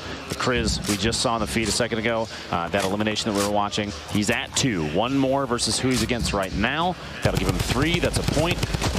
This drum gun push, we've seen it a ton of times and paid off. But watch the trap. Horrify almost gets it off. And Chris falls down below, just barely dodging. You heard it go off right there, the reset. So it attempted to do damage. He dodged his way out. He would have survived. He had over 150 HP. But, man, those last-ditch efforts, they pay off in just the right situations. Fast as Crispy trying to push his way up. He's going to chase us down. Look for maybe his own little hut to build into. Doesn't have a lot of materials. Right at it. Yeah, he wants to go for this. I think it's more of a desperation play. Boxing himself literally next door, trying to. He's going to take ownership of some of these, or potentially even knock him down. We'll see here in a sec. He's decided to layer himself up. He knows that Tyler's above him, is getting shot from a third party, and there's a number of players around him. So he says, I'm not going to expose myself too much right now. You guys fight it out. I'll wait to see if I can pop out. He only has very little materials left. But Tifu in the feed, you saw there, just got an elimination on Rex. The fight here, Crispy deciding it might be time to make a move. Relocating, trying to build up all these layers, as many as you can. He's going to push up. He's out of materials, though. 7 wood, 7 brick. Oh, no. And an interesting edit. The corners there kind of create that little diagonal bridge with the walls, but it's enough that you can sneak down the edge. A little frantic, not going to lie. Shivsy goes down, Resume goes down, and Emat also goes down. So now there's 22 players getting close towards that top 10 threshold. Crispy's right here to kind of keep quiet. You see in the top right, there's 4 or 5 players in the area around him, all kind of building and layering on top of each other just to try and stay safe as the circle is going to get ready to move here. Just listen to how much is going on around him. And he's got no materials. He can't do anything. It's Kayun's 3rd elimination. Go ahead and swap to replay this. Quick little edit on the window. Peekaboo. Takes JP2 out. Tempo, I'm assuming, just eliminated Young Prism. You see there in the feed. Perfect. That's 2 eliminations. Look at his reaction. Like, oh, gosh. He's got max wood, 200 brick. He's in a decent position because right now, you see that this mountain that's next to him, that's natural cover that he can use. He can push up the left side of the map once the circle starts to move. Tfue over here, 3 eliminations, that's 1 point. So he's in a better position than it was even last game. I'm going to say right now, for the big names that we've seen participate, this has been some of the best performances so far, right? Oh, yeah. Where, like, Nick Merckx, Chap, Tfue all putting on a good show. Tfue, Nick Merckx, already, Tempo, already with points on the board. Sitting in great positions to qualify for tomorrow. Again, I have to stress it, folks. We've had qualifiers all this week. It's to earn positions for tomorrow's $1.5 million grand final. It's a holiday. Tune on in. Tell everyone to be there. If you're live in the venue, you will want to be here to secure a spot here early on tomorrow. Do not miss this live in person. This crowd's going to get nuts. And Tfue doing something you said even before. This is a pretty common tactic. He's very good at waiting, pacing his timing. He's going to try and drop the structure that his opponent was using to push in, but it wasn't enough. Multiple layers on that from these top tier builders, so they can. He still even got in Tfue, who's under his opponent's underneath him now, and he's got to wait. The rock's coming in. A time bounce pad to fly away, try and get out, and this is what we were seeing earlier. Crispy's down at the bottom of that catacomb of structure. Kriz getting the elimination in the feed there on Nikiski, I believe is the name. This is Tfue and Tempo. Right on top of each other, literally Teammates. a box away. Not this, though. Not here when it's all solos. Tfue using the bounce pad, trying to soar forward. Thankfully for him, none of those drum gun bullets connect. He's made it to the closest spot to this next zone. Sign of a great player, making sure positioning for the next move. Now getting sprayed again. I just realized, Lupo, look at his materials. I mean, this is bad. 10 builds left. I believe that's why you saw he built up that layer in front of him, but didn't cap the top off. Plus, he started to get shot from above. He kind of waited. He knew he had to time the builds correctly, because if he had spent all his material earlier, that means that his opponent shooting from above could have potentially busted through and taken shots on him, maybe even eliminated him. You see there, he actually flew early. He made it into the zone, Tfue, but this is where things get crazy. Courage. Everybody's moving at the same time. 4 eliminations for Kriz here. 1 more gets him a 2nd point, plus there's 16 left. 6 more players go down. That's another point for anybody left remaining. Kriz has all these shields. Going to get back up to 100 shields. Still 16 players left. Expect a few to begin to drop here. Fade takes down Jayamak. You see Cryo lost to the Storm. Another engagement going down as Crispy's trying to sneak on in. 14 players left. Crispy still has no builds. Tfue eliminates Base Soldier, which will maybe give him materials to hold on to. As Triz, yes, he gets 500 wood. That's a game-changing elim for Tfue. Remember, folks, in game 1, Tfue died to Chap when he was 1 elim and 1 position away from earning 2 points. Here, he's earned 1 point this game and another elim, plus 2 more elims in the total game. Top 10 would get him another. And we were watching Crispy a second ago. He was sitting on 7 and 7 for his wood and brick, and you saw he made his way in underneath. He's in the bottom, and he hid next to a tree, but opted not to knock it down because the tree, the setup inside that little catacomb, the builds that are around it, he's totally covered. He can hide in the bottom of the tree, and players that are sneaking by, he might get the drop on him. He might have an opportunity for another elimination rather than knocking the tree down and coming out with maybe 30 wood. There's 3 builds that it would get knocked down so fast it might not matter.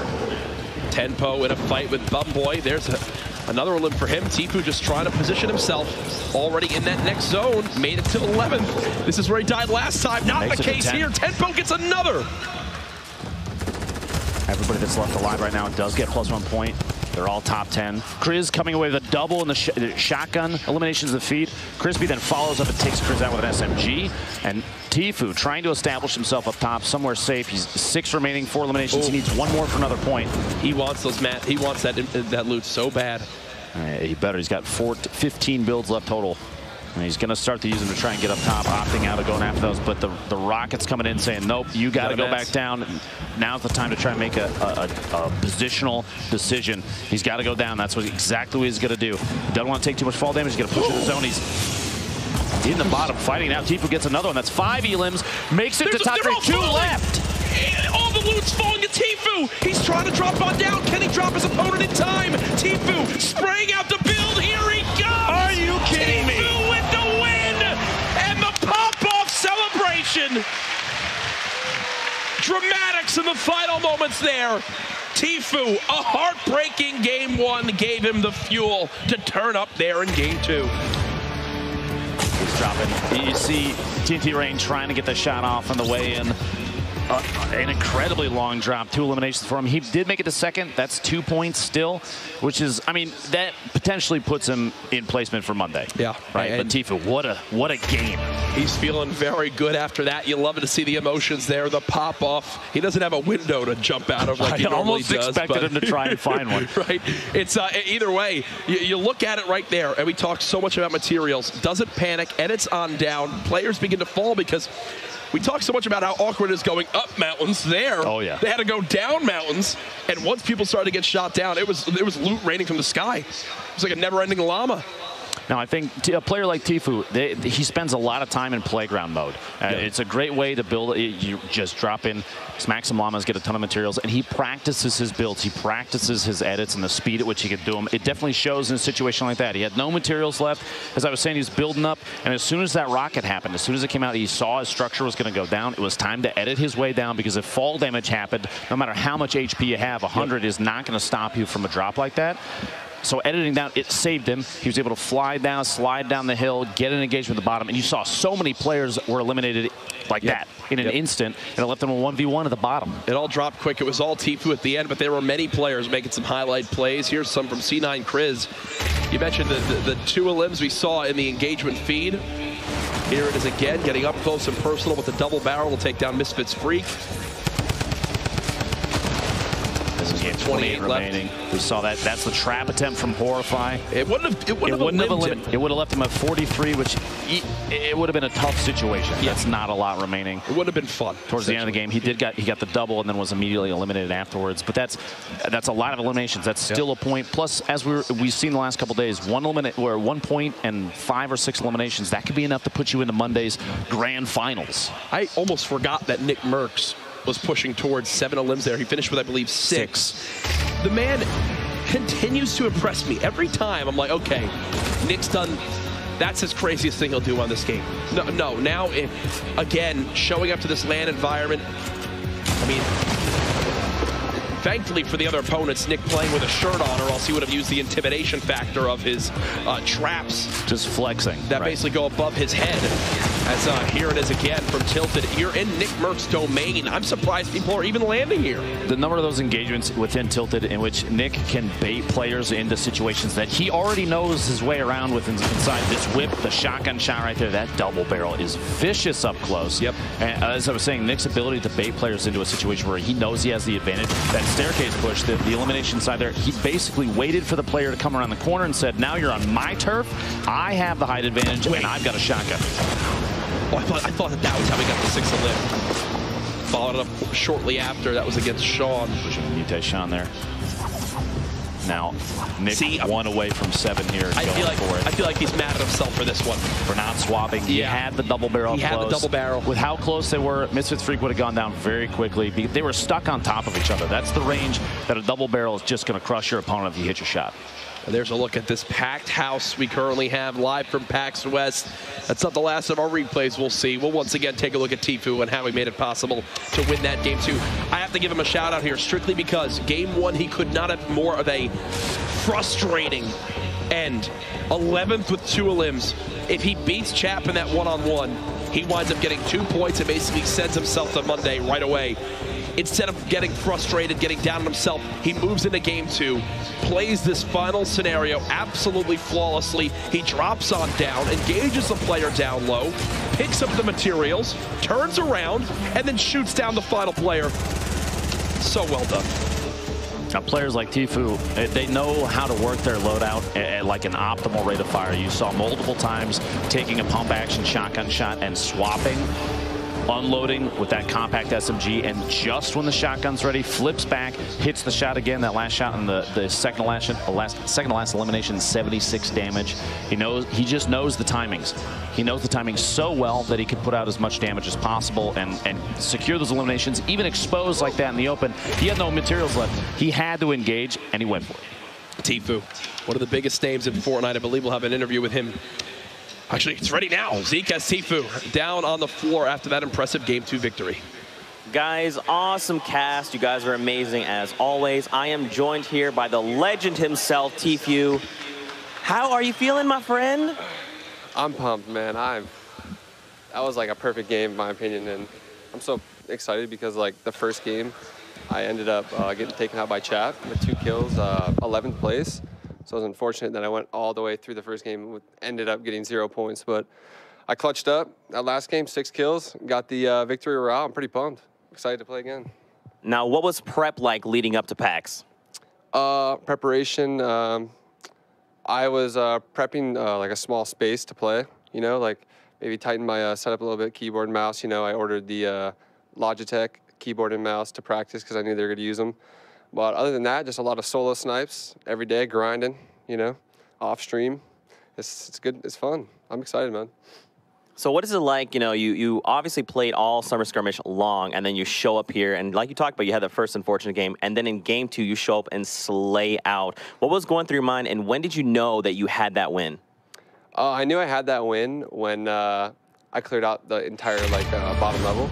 And all I could see was just dudes way up in the sky with like maybe 1 or 2 platforms securing them from just falling all the way down. And once I saw them, I was like, oh, it's free. It's free. All I can do is shoot them down, and I'm good as long as they don't got bouncers. But I was confident even if they did have bouncers, I would take them out. But I'm pumped though.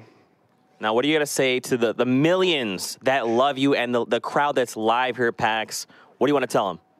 I love you guys, and I miss you guys for sure. There you go. You heard it from the legends. Thank you so much. I cannot wait to see how you slay out. Ladies and gentlemen, we're going to throw it to a break, so we'll be back in just a little bit. Stay tuned.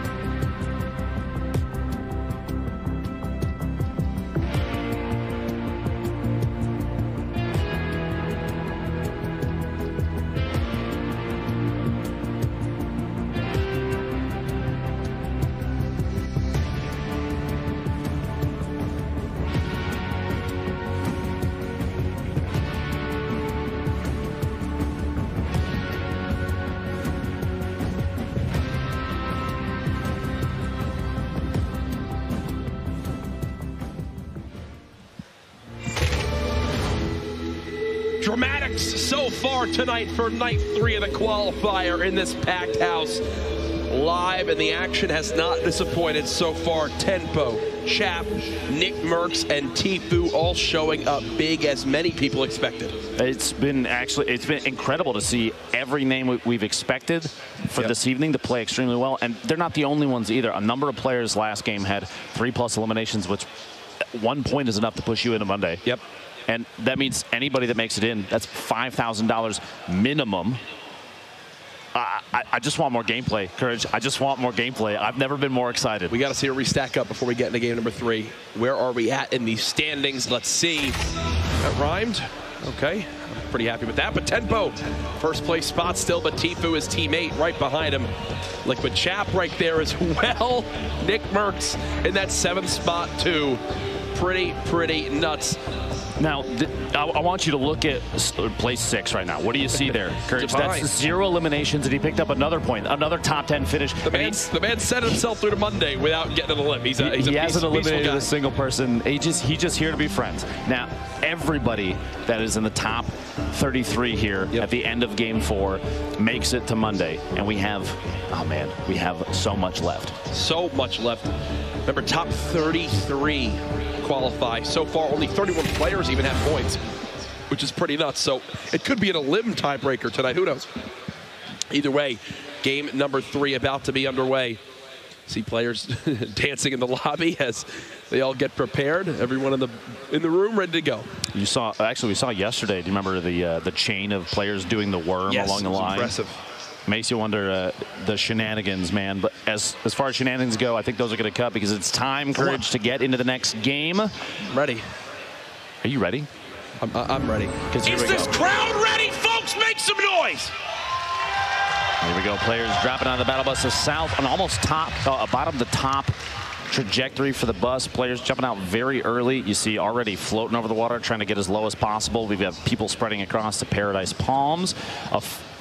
Less than I expected in that southwest corner to the northeast of Flush Factory. Maybe only 3 or 4 dropping down there. So it's going to be a slow, methodical start for those players. But in the bottom right there, you see Tfue pushing across. He's going to drop it at the gas station in hopes to establish himself a little buffer of loot. These southeast corners, typically you come out with quite a few materials if you're unchallenged. The trees and the rocks are key, plus the metal here. He's going after every single piece that he can. Metal for these competitive players is extremely important because early established fights, they have a lot of HP, 110. The second you place him down, Nick Merckx here in Tilted Towers. We've watched him here every time. I guarantee you he's going to drop here. As I said, his opponents that go tilted, they already know they're at least going to have to face him. And if they're watching the leaderboards from previous games, they know they're in for a fight against Nick. And there are many players in Big Gray right now.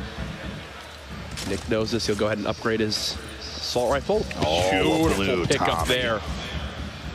That's like the best thing you could ask for right now. The rare drum gun. I don't think there's a weapon I'd want to find. More than that. I almost wanted Shield to come out of that thing and put him in just an even better spot. He is very low on materials though, which means if he's going to fight somebody, Courage, he's going to engage. He's not going to be slow about it. He has to push. I almost expect him to take a shot with the blue drum. You saw the opponent drop down on top of the platform that he plays. He's going to push over here. This middle building, the construction building, has a lot of platforms. These pallets which come out. See, a lot of wood. He's completely ignoring him. He's pushing past. He's looking for. Wait, look at how many people landed tilted. Oh my gosh! 1, 2, 3, 4, 5, 6, 7, 8, 9 in tilted. That southwest corner, like I said, pretty empty. A good spread of players across the entire map. See, Nick runs away from that fight in Big Gray because he's just hoping for shields anywhere right now, and still has yet to find any. When you don't have shields, it almost feels like you're naked when you're playing. You don't feel comfortable in any scenario. Fights. You see, like, look at this right now. Chucking the nade. He's pushing him out to the left or up the stairs. Just trying to hope for a bait on his opponent. It sounds like he might have been engaged by somebody else. The nade may be revealing a position. It's launch padded. Player just launch padded on out. And Nick's more than happy just chilling here. Again, since he doesn't have shields, he's not really in the mood to fight in any aggressive manner. C9 blind, the getting shot, I believe, from 2 different locations. He was readying himself to drop in, drops a stink bomb basically away. He's zoning out his opponent in an attempt to back out of the engagement. He already got hit from 2 different locations. I mean, a ton of players know exactly where he is. Now is not the time for him to engage. He doesn't even have healing. He's got the campfire, but he's got a build to put that down, which means it's not something he just use on the fly and hide behind. It's going to show up to opponents that see the structure being built. They'll look for the color of the wood platforms, and they'll find them. Here's Astonish. Hit the shot. There it is. Joshua going down a Lazy Lynx, and Astonish got to feel good about that one. Set to destroy a team that has been around for quite a while. A number of players here. JP2 from LG yet again. We had our eyes on him last match. He's, as we've seen, knocking out a ton of the furniture, trying to get every single bit of material that he can for building. Just defensive building is one of the biggest things. Knowing just when to put any layer between you and your opponent can stop a single shot, and that can mean the difference between making it out alive or even getting an elimination and getting eliminated yourself. Caillou in the last round took out Chap, one of the players we've been keeping our eyes on, and he's trying to get the spotlight on him himself. Definitely deserved, because he's been putting on a good show every game so far. Farming up some materials, 547 wood already. Back over to Nick Merckx, who's found a slurp juice, it appears. The 75 shield. He's at 570 plus a lot wood of wood. That building courage, all those pallets, man. Yep. Yeah, you have so much material you're literally standing on top of. And that much wood, that's enough to push anybody aggressively, which is exactly what Nick might try and do here. Using the building already, that's established, but he's going to get up on top of his opponent. His opponent goes for the edit and misses it and pays the price. Nick Merckx getting himself his first elimination on Erico, who he only got the corner of that platform edited out. Was trying to drop in and escape, and it couldn't land it. This was over in Risky Reels. Was that a hand cannon hit? I believe it was. Are you kidding me? Double hand cannon connects right there to get that elim. Talk about making some plays with style. Here's Kyle, can't get that engagement to go in his favor. That's Emad with a second elim already this game over at Snobby Shores. Looking pretty good on his healing, single mini, and those slurps are the value of those so good. But whoa, Sloss. He shakes his head like, okay, I'll give you that one. Beautiful play with the impulse, and I love that. A lot of times you see players just leave impulses behind. When you don't have many things in your inventory, sure, pick it up. But the last thing he's expected is an impulse grenade to fly on in. Uh-oh, third party now involved. Yeah, he was going for the push, but shots coming out from the side. Another controller player that we've watched a number of days now. He's trying to track both opponents. Fear of a pinch right here, Courage. What would you do in this situation like this? You know players on both sides. He's got a rip to go, so it's not like he's in super panic mode. Right now, just trying to see exactly if he gets some free damage onto Rio. Rio has 200 health, now down to, 169. Grab that drum, that nade. The defensive build. He saw the nade come in, the ramps, kind of to build a layer underneath him that he can elevate himself with and protect from the explosive damage. Now C4 says, I can do that too. Gets the shot and drops in. Rio's trying to push for the elimination on Deathster. Gets the shots and the drum gun. That blue drum is so powerful up close. That's Rio's first elim, and look at Sloths. Moving, well, like a sloth. Doesn't just kind of yeet on in there, just waits, waiting, looking, seeing what he can do. And there's the rift to go, getting on out. There he goes. Is Sloth going to use that himself? We'll have to see. He does. He does, as we hear him go ahead and takes that to safety. Look at the impulse. Spreading his wings, getting the elimination on them. Marsha is it's an impulse win right there. Like you said, you don't see a lot of players use the impulse nades, and I believe that's when Deathster pushed in, maybe heard the impulse go off and say, okay, this guy is using something we don't typically see in competitive games. Blind pushing in, trying to get underneath his opponent, and does a great pistol. Are you kidding me? Are you kidding me? Just as lethal as everything else in this man's hand. Blind, showing exactly why people should have his eyes on him. And right there. When you don't have things to replace the weapon with, that's why you pick up everything you run over, right? Because there he swaps to a gray pistol to get an elim in one of the most stacked lobbies you can have. Every little bit helps, and right there, Blind shows it off perfectly. The entire playout of Emad's elimination on Kyle there. Now, Nick Merckx still in Tilted Towers. I'm not surprised, but there's a reason he's staying here. He basically has the layout memorized. Static and Lavish both moving around still in there, and there is a third party on the hill up top to the south, just kind of waiting and watching. They're still in the safe zone, and Nick doesn't even have to leave yet. He can stay here for yet another circle. I'm going to tell you something. Nick has no intentions of ever leaving Tilted. Absolutely not. Imagine if he gets kinged here. If Tilted is still in the zone, he's not going to leave that building. It sadly is not. He's going to have to move southeast in a second. Now Tempo, we've watched those clingers to drop the structure out from underneath his opponent. Looks like he did build a step away, and the triangle blocks Tempo from the push up top. A good defensive build from Emad. Even though he lost the high ground, Emad still saved himself a little bit. Now Tempo editing himself back down. He's trying to follow his opponent. Emad is trying to build up, and Tempo almost thought he was going to take some fall damage there. Catches himself inside the tree on the way down, and Emad falling down. Both of these players, looks like a third party is engaging. Emad's trying to track Tempo, who flies away. Says, I don't want to do this. I know somebody else is shooting. It's time to get out of here. The bounce pad coming in pretty clutch. And there's that third party that Tempo was tracking. Emad might have to deal with the situation now because when the structure came down, the bounce pad disappeared. And there's no get out of jail free card anymore. Emad might have to engage this, especially because there's just over 60 seconds before the zone is going to move. He does have 2 eliminations, which means if he gets Tempo right here, that is a point. Aggressive push, 140 on the shotgun, and gets Tempo. Emad, 3 eliminations, gets himself a point. You can't ask for much more from a tack shotgun right there. And the chug jug, the GG emote. Oh my gosh. Wow, just deciding to add some flair to that one. Barnall just, oh, the body shot. Oh, wow, Muffins goes down quick. 110 damage with that purple bolt, showing just how good it is to carry those power weapons. Barnologist in the feed, who we were just watching, actually goes down to Chris. And right now, only 3 players, Emad, Tylers, and Dester, have 3 eliminations or more. They're all at 3 right now. That's 1 point apiece. Everybody else is at 2 or less. And Dester, actually, one of those players, is already eliminated. 1 point, though, you should still feel really good about that because that could get him into Monday. There's basically only one way Jair loses this fight, and it's if this hunting rifle can hit a ridiculous shot. His opponent here is, you know, his opponent is so weak. So basically Jair is in a brilliant spot to win this. Just can't let his opponent hit that hunting rifle shot. Just barely canning up the bounce pad to push away. The bounce actually pushes him out. Might go for the shot here on the fly. His opponent might potentially want to push up. 2 AR bullets. That's why he can't spray with the assault rifle.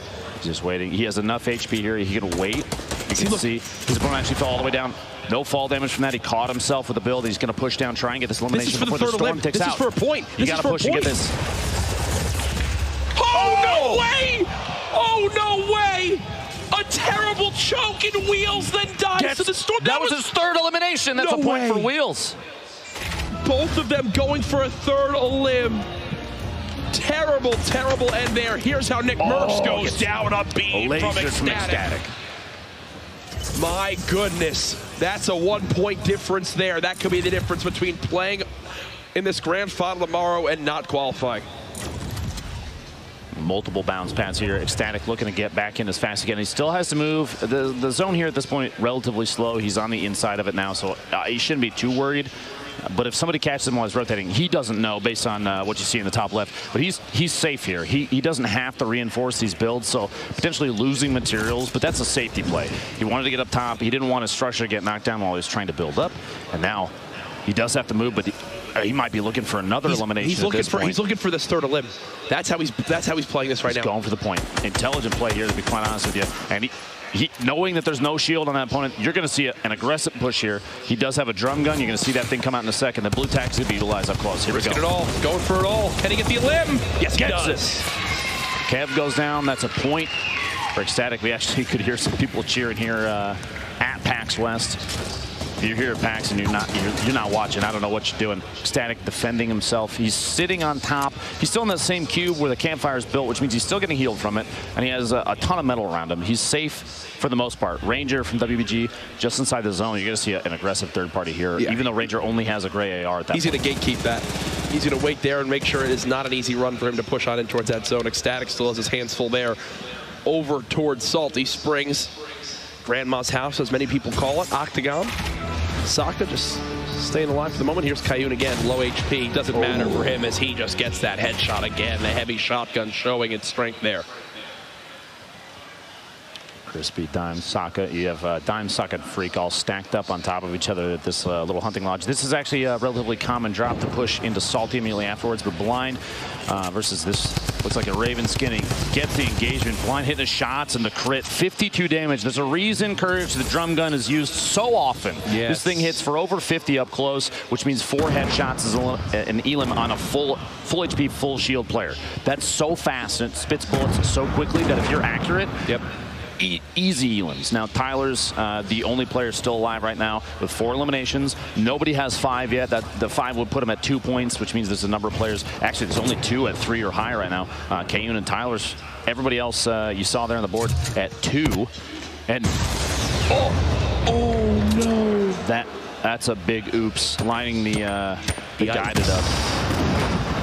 Looks like that guided went not where he thought it would go. As he'll go ahead and build around himself and then possibly pop some minis here to get back to 150. You hate to see that. He's like, okay. See it not in his head. Yeah, maybe. Maybe I should drop the guided missile. Not necessarily. It's actually really uncommonly used in competitive games. I think being able to shoot the rocket out of the air, it only hits for what, 75 damage, even with direct hit. It's best at knocking structures down, but at this point, with the circle, probably not a good call. Oh, this was ecstatic. Is at 4 who was right here. Outside. We saw Ranger was going to gatekeep, not make it easy for him to get inside, and that's exactly what he does. The porta fort possible from Crispy if he gets in a tough spot. You don't see a lot of players carrying that around in competitive plays, Courage, but actually he's getting third party. I wouldn't be surprised if he popped it right now just to build layers between himself and Crunch, who's at the top of that kind of interestingly built structure. It came down to 1 point at the bottom. Jack's teammate Ashton, who we've watched a number of times in Salty, he's at 2 eliminations. 1 more would get him a point, and he does have Sock on the outside here, rotating away. You know he's got to hear him. You can see him right there, the outline pointing towards the direction that he can hear his opponent moving. He's just kind of looking through the wood right now. He's trying to third-person look around the corner, see if he can track down his opponent. Crunch has a top down on everybody, though, man. Base Holder and Blind as well at the top of the hill. Has 3 players with essentially Crunch, like an Overwatch on everybody. Crunch is in a beautiful position right now because this is right on the edge of the zone. Ashton, no shields left. 1 more elim would be enough to get him a point. Hasn't happened yet. Tyler's at 5 now this game. That's 2 points. Maybe some more coming on through as he's using his grenade launcher, and Sloth is just trying to build, but so much structural damage. And whoo, that's what I talk about. You never know if a sniper's watching you. Lucky for him, does dodge that shot as he'll go ahead and edit down. Maybe pick up these grenades. Yep. He actually ran out of explodes, so he'll grab 6 frags to maybe heave those down. Minute 24, 23, 30 players remaining. You see this in the top right, kind of that wide angle shot. Tyler's taking some tap fires, but he's not necessarily alone in the area. A lot of players on the north, east, the northeast side of the map and the center, but actually the southwest corner only has 1. Little boat here. We've seen Energy General put on some excellent plays in the past, but gets caught off guard. Little boat drops just down in 74 damage from the attack, and that's all she wrote. Now, as I was saying, the southwest edges of this map right now are pretty much empty. A lot of the players are built on the edges of the hill where there's a house at the top. It's going to get dense here in a second. Tyler's just hanging out. Sees 1 player pushing forward. First shot accuracy. That's a 25 tag. So get for now. But any bit of damage you can do to chip away from your opponents always helps. So bounce pad on over. It's time to make a move, it appears. As he'll drop on down. No rift spawned over there. Kriz and Kayun both sitting on 3 eliminations right now, which means a point for each of them, regardless of placement. There's still 16 that have to go down before people start getting even single points from placement. Saka getting Kriz, who I literally just talked about how he got a point. Now he's eliminated from the game. Still a good game, still coming away with just 1 point. Look at this. Gets the shot on Ranger. We saw gatekeeping earlier, but then dives the trap. It's the most happy I've ever seen someone after getting trapped, and it's because that was his 3rd elim right there to earn him the point. So he'll take it. Crunch. Oh, this storm is chunking him 15, right now. 10, He's done for. 5. He knows it. There he goes. Those late game storms. It's hitting for 5 right now. Next will hit for 7 and then 10. Hysteria. Falls victim there. Hysteria. Hysteria versus Lobo building on top of each other. A third party getting taps. That again, the top of the hill. Those towers. Yep. They see you. They're taking shots. Jalkai's actually built inside with them. You see him running around underneath. There's 3 parties here, and they might not even realize excuse me, Crispy coming in saying, I'm here too, don't forget. If Hysteria plays his part well, he could easily get his 3rd elim, maybe a 4th and 5th. He's got by far the most HP. He's got the tools to do this. This is Hysteria's moment to possibly qualify. 3rd night in a row of competing in this late night qualifier in hopes to make it to Monday. Now, Hysteria could hear the shotgun reload from his opponent. You hear the shells going in. Wow. He got the zone too. He doesn't have to move. He's got a window there. He's going to kind of peek around, see what he can spot. He knows his opponent just reloaded his shotty, so it's full there. Chap goes down to the feed. The Tylers who've been watching, that's Tyler's 6th elimination. Jalkais gets a little boat who, one of the other players that was in there, Crispy's still in there. Jalkais is still in there. There's so many players stacked around Hysteria right now. And here's Minis being popped. I think Hysteria's thinking, okay, maybe this guy's a little bit weak. Maybe I can make a move happen. I've got near 200 HP. Hysteria peeking. Shotgun doesn't hit quite yet. Challenging the corner. He's caught in the tree. It's a heavy shot from both. Remember, Hysteria has no healing. I'm surprised he's not following this up. He's waiting. I thought he was going to go for that. Instead, I'm wondering if his opponent has Minis to use. Hysteria trying to stay alive. Remember, needs 1 more elim for a point. This could be his chance to get on the board to potentially move him towards competition on Monday. Now the 3rd party begins to spray on in. Hysteria building. Hysteria trying to stall. Nothing as of yet. He's got to edit this wall, close this window. There you go. How intense is this right now, Lupo? This is the difference between potentially playing for 1.5 million and not. Yeah. Now, we were talking about Chap a second ago. I saw it in the feed, but let's take a look at how it actually played out. Tyler's the window peek catches Chap off guard. He's trying to build up to get to the zone and couldn't get a wall to block the shots from Tyler's inside his little box there. A great timing play there. Now, I want to say, I think Hysteria didn't push. You were commenting on it earlier. If Hysteria knew there were two other players there, potentially waiting for an engagement to happen and one of them take each other out and just wait to the last second, he knew there were still people alive. You didn't even hear the shots at the time, but you never know. Hysteria might also have been just like a fear lockup. Now this is the first zone move. Tyler's actually has 7 eliminations. So many high elim players got sniped by a heavy sniper. You saw that. I believe it was that Vape Jesus who hit the shot? Here's Tyler's down 7 elims. 3 points for him, basically guaranteeing a spot on Monday unless everybody else goes absolutely wild for the rest of the games. That's it. It catches Sloth pushing up next to him from outside of the storm. Sloth might not even have known Tyler's was inside. That's 8 eliminations. We've only seen one other player, Courage, hit double digits. That was Animal yesterday. Is this the heavy shot from Bay Soldier? Oh, this was the shot. Blind, you can't sit up top. Yeah, that was a Bay Soldier with that heavy sniper, the new addition. That does 157 damage to the body, 360 plus damage for the headshot. So basically, yeah, you're not living if that hits you. Hysteria still at 2. At this point, do you think he waits and hopes to just place top 10? Because he's 2 elims away, 3 elims away. I would. You hear there's another, that guided rocket. That must be OT Divine who had it previously. If he's still alive, drops Tyler's down. Now, compared to the rest of the players that are alive right now, Courage, Tyler's has 8, and the next closest is Hysteria, Rio, and Godvat, who have 2 eliminations apiece. He has more than those 3 added together, and that's the next closest for elimination count that are still alive in this game. See how he just builds out these huts, spams all those walls. OT Divine moving forward, 12 players left. The next 2 who drop will miss out on points. Replacing the wall so he has control. The edit. Tyler's getting his 9th elimination. He maybe overheard us earlier saying eliminations do count for tiebreakers. JP2 drops next, which means we're at our top 10. Every player remaining just earned themselves 1 point. That's gotta feel good for like Hysteria. Can he get a second here with another elim? He's only got, 1 more wall he can build. I feel like he's just got to go for this. The circle is kind of in his favor. If he had more materials, if he can get that elimination, not only is it a point, Horfy is probably the player you heard above him, but he'll get the materials that are left. Horfy actually just got lasered, almost eliminated there. You hear him popping minis. Hysteria cannot build a single structure again. Tyler's still staying alive. Didn't take a single point of damage. Hysteria got the elim on the Rex. That's 3 now for Hysteria. That's 2 points in this game for Hysteria. So Tyler's already has 9 elims, which means he gets +3, then +1 for the top 10. Horrify trades the elim onto Divine. Tyler's still moving. Could we see the clean sweep of a game for the first time, a full 6 point performance if he can win this one. He hears so much around him, he doesn't even care. That goes down to Storm. 5 left. Oh my goodness. Is this the 10th limb? Can he match Animal? Yes, he does. Base holder. 4. Almost ticked out. One more tick to the Storm. He's got 3 campfires. If this turns into a play for the, against the Stormy, a med kit? Jeez.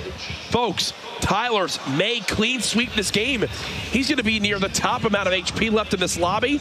10 limbs. You see him waving? He knows. He knows he's on camera right now. He knows we're showing love. What a cheeky smile. Now, 3 campfires courage in competitive plays, gameplay, especially where it comes down to almost a heal off at the end, is crazy powerful. You'll see players put down floors right next to each other, place all the campfires simultaneously, and sit at the junction between the platforms, because then they're taking up multiple squares. They're getting a heal from all of them. He just earned another point. That's 5. Tyler's now has 5 this game alone, folks.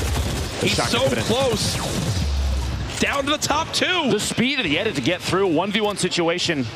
This could be 6 points for Tyler's if he gets the shot off. Ladies and gentlemen, this is so insanely challenging to do. He's got the high ground now. He's popping minis. He could go for the heal off. He could absolutely go for a heal off. And look at how low on HP his opponent is, under 70 health. Oh, if Tyler's decides to go for this, go for the 11. It'd be the highest elimination count in any game we've had in the qualifiers. His opponent decides to shoot up from underneath. You see, he's doing it. Okay, he's here we building go. up the layers. Ladies and gentlemen, this could be it right here. He's building himself high enough to be able to drop down a bunch of campfires to out-heal this zone. His opponent knows. He knows that he can't out-heal this, and the expectation might be that he knows that building more layers. He's trying to catch up to him. Tyler's keeps on going. When is it campfire time? When will he place them all down? He just keeps building up, keeps building more layers. His opponent can't catch him. I think it's time. It's time to place him down. 1, 2. He's sitting 3, right there. And look at this. He's going to heal on up. Tyler's, for the first time this week, the 6-point game. There it is.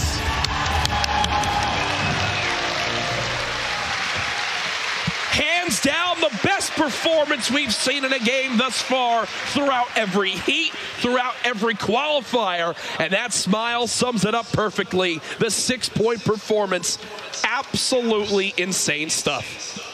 Jack, I gotta say, day 3 has proven itself to be the craziest thus far. Absolutely. And we're not even done yet. We're not. We have one more game tonight.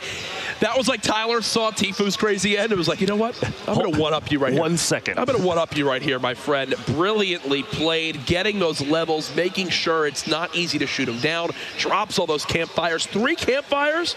We haven't seen anybody else with that many campfires thus far, and you can see why that many campfires pays off. Yep. Players in competitive matches know that sometimes it's going to come down to a heal off. He was building layers between himself and the opponent underneath, knowing full well that as soon as that person underneath him is shooting, that's a signal to him. Yep.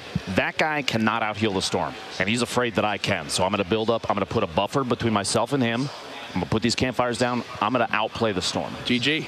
We've got replays to look at, as always. First comes from Bartonologist, a very talented solo showdown player from online. This was early on at the racetrack just outside Paradise. You see a little peaks with this pump. There it is. To clean up knives. Later on, they rifted, tried to maneuver. And this was that beautiful, epic bolt action sniper onto Dat Muffins to cut him down. The crowd here, day 3 of the qualifiers. Can we please make some noise if you're here, PAX West? Oh, yeah. You love to see it, people going around using the restroom, getting ready for game number 4, Divine. We saw a little bit in that game, rocking the guided missile. 1 didn't go his way, but the rest of the game went pretty darn well, if you ask me. Something to feel good about. We even heard a number of a couple guided shots later, but JP2 getting caught off guard. The SMG spray through the walls as JP it looked like he was looking on the outside. Good timing from Divine, trying to secure his 2nd elimination here as the player almost sneaks up on him. It's Hysteria who landed 2 points that game, but Horrified drops in behind him, takes him out 2 eliminations. But still, a top 10 finish. That means a point for Divine. And this is not the first qualifiers we've seen him in. So I bet it feels good to finally to get a point. That could put him in Monday already. Oh, for sure. And again, the limb difference could potentially be the tiebreaker there. 1 limb could be it, like we saw yesterday. But listen, I'm sure you can all guess who the final set of replays are going to come from. Our first place victory royale from that game, the full 6-point sweep. Tyler's 10 elims and the victory. Legitimately one of the best performances I have seen in all my time playing Fortnite. And you got to, watching the speed of the edits and the knowledge of when to catch his opponents off guard shows. Look at these edits, just how fast and just the right time to push in. Gets almost every single elimination felt like he knew exactly how to control his opponent and where they were going to go, predicting the movements and knowing just when to push. Look at that one there. Slop comes on in, sends him packing. So he's winning at 8, make it 9 elims now, taking down Rio. And again, this was the final one here. Tyler's a man that I think is beginning to make a name for himself in this competitive scene. This was the final moment. Campfire, campfire, campfire. You sit right in the middle and you get the benefits of healing from all 3. You see just how long it's taking. Like, look at that. This should take 10 seconds to eliminate you. That would have taken so long. He was almost out healing it seemed like, but there you go. Tyler's nose, crosses his fingers, gets the win. GG's all around. And the best part is, since we're live here at PAX West, can immediately catch up with him for a brief interview. I believe Zeke has him over at the venue. Gentlemen, great cast. I mean, you just watched that victory out. I'm joined here by Tyler's, the man himself, Tyler's. I mean, to take a victory out in the way you just did, first off, 10 eliminations, and then to win with a double campfire. What was going through your mind, man? Dude, going through my mind, I was just like, I just need to get up on the high ground. I just need to use these campfires. You know, I don't need another kill. I don't need the 11th. I just wanted to make sure I got the W. That is amazing. Now, what's interesting, man, is you did all this, you slayed out without the double barrel shotgun. What was the decision there? I don't like it. I've never liked it since it's come into the game. I just miss too much, I think. I just prefer anything other than that, even attack. I would take a gray tack over a double barrel. A gray tack over a double barrel, that hurts my heart, man. So let's talk about this. What is your strategy going into the next game? I'm just going to kill everybody. I'm just going to slay out, get as many kills as I can, and win. Just be the best. Let's check out some stats from this last game that you had. Dude, seriously, unbelievable play here. I mean, check this out. You got 10 eliminations. I can't speak. 341 bills and 5,000 mats gathered. What does it feel like here? I mean, let's talk, right? You got 10 eliminations and the victory route. That's 6 points, and I don't think anyone else has yet to drop any eliminations that you have like that. I mean, what's the next step? Next step? I think it's 11, right? 11 kills. I hate you so much. Congrats, Tyler's. Best of luck in the next few games. Back to you guys on the desk. Zeke, that's the one thing you have, the microphone. Stop giving it up. Jesus, man. That's like an 11th elim. He just eliminated Zeke from interviewing people. Been eliminated. There he goes. The 11th. It's incredible how confident players like Tyler. I'm just going to eliminate everybody. Yeah. Oh, yeah. Looking down, the confidence in his face. And that makes 2 players thus far that have hit double-digit eliminations. Yes. Himself and Animal from Sentinel, which is crazy. You have to realize too, Jack, that 10 eliminations is like a public match win sometimes, man. And they're playing against extremely good players, professional players that are editing and building faster than a lot of what you'll see anywhere else than here at Summer Skirmish. Yep. And throughout the day, we've actually had the chance to catch up with some of our participants. Let's check it out.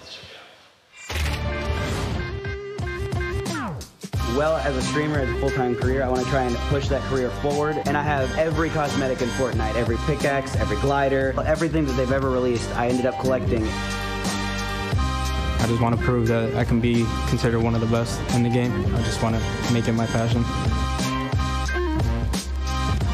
I come from Inglewood, California. There's gangs and everything, and video games saved my life. So I bought the blast ticket out, all my money. I took a gamble, and it worked out.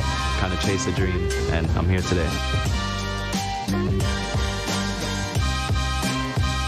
I've been playing in the pro Discord for about 4 months now, scrimming almost every day, and I just want to win to prove myself.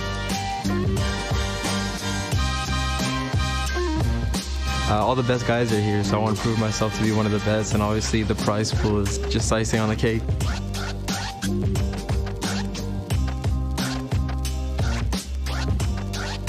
feel like I could just lay back, watch everyone kill each other, and then snipe them from the back.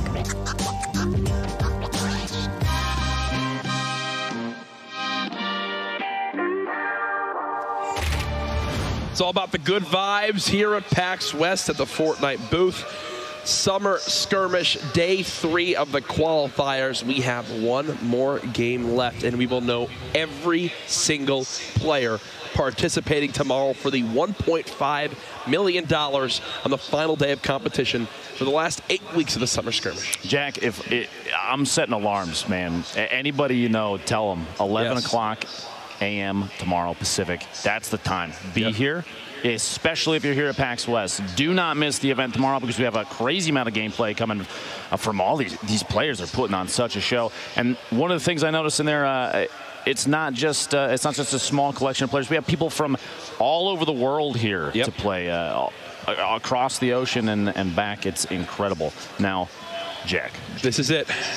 It's all come down to this. 8 weeks of competition, millions and millions of dollars of prizes up to this point. Players traveling from across the world, one final game to find out who our 100 players are for tomorrow's $1.5 million final. Game 4 coming in, a northwest to southeast bus approach.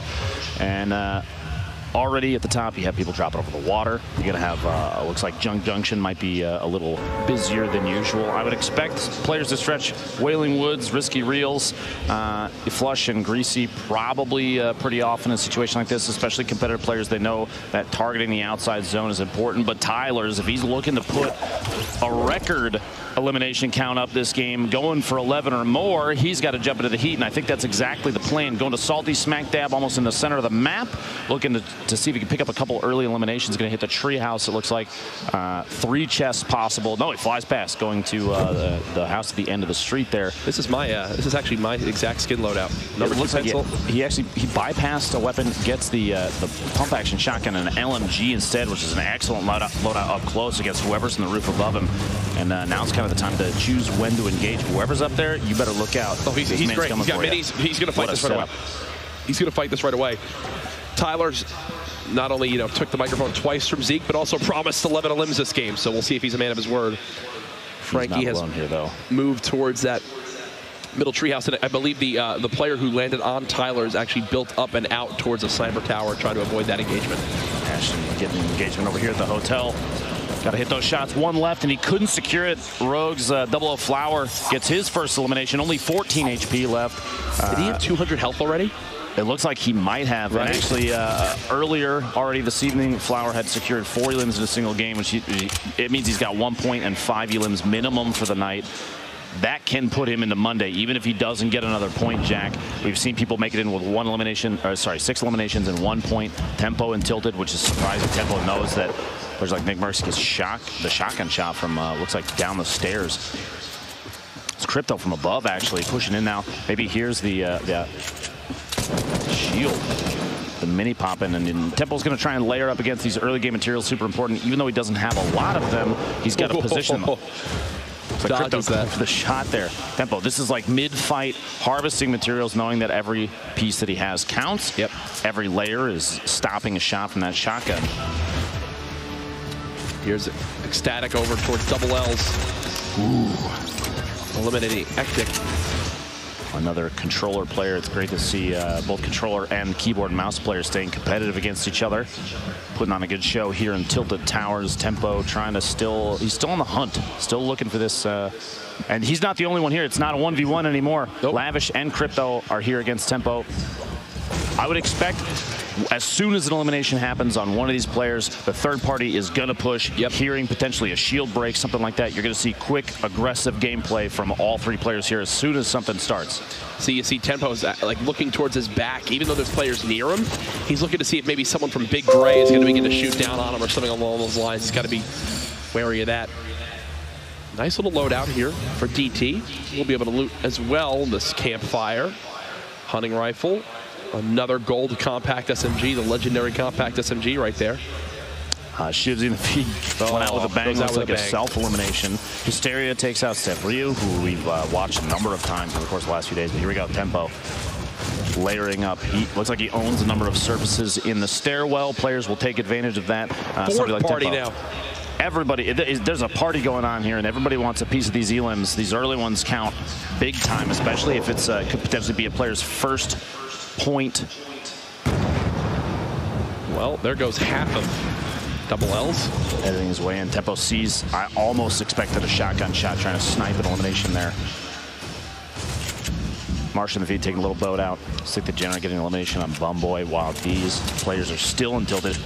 The C4 almost. There it is. Tempo at 5 HP, and the shot from Ryan Rex gets Tempo eliminated. I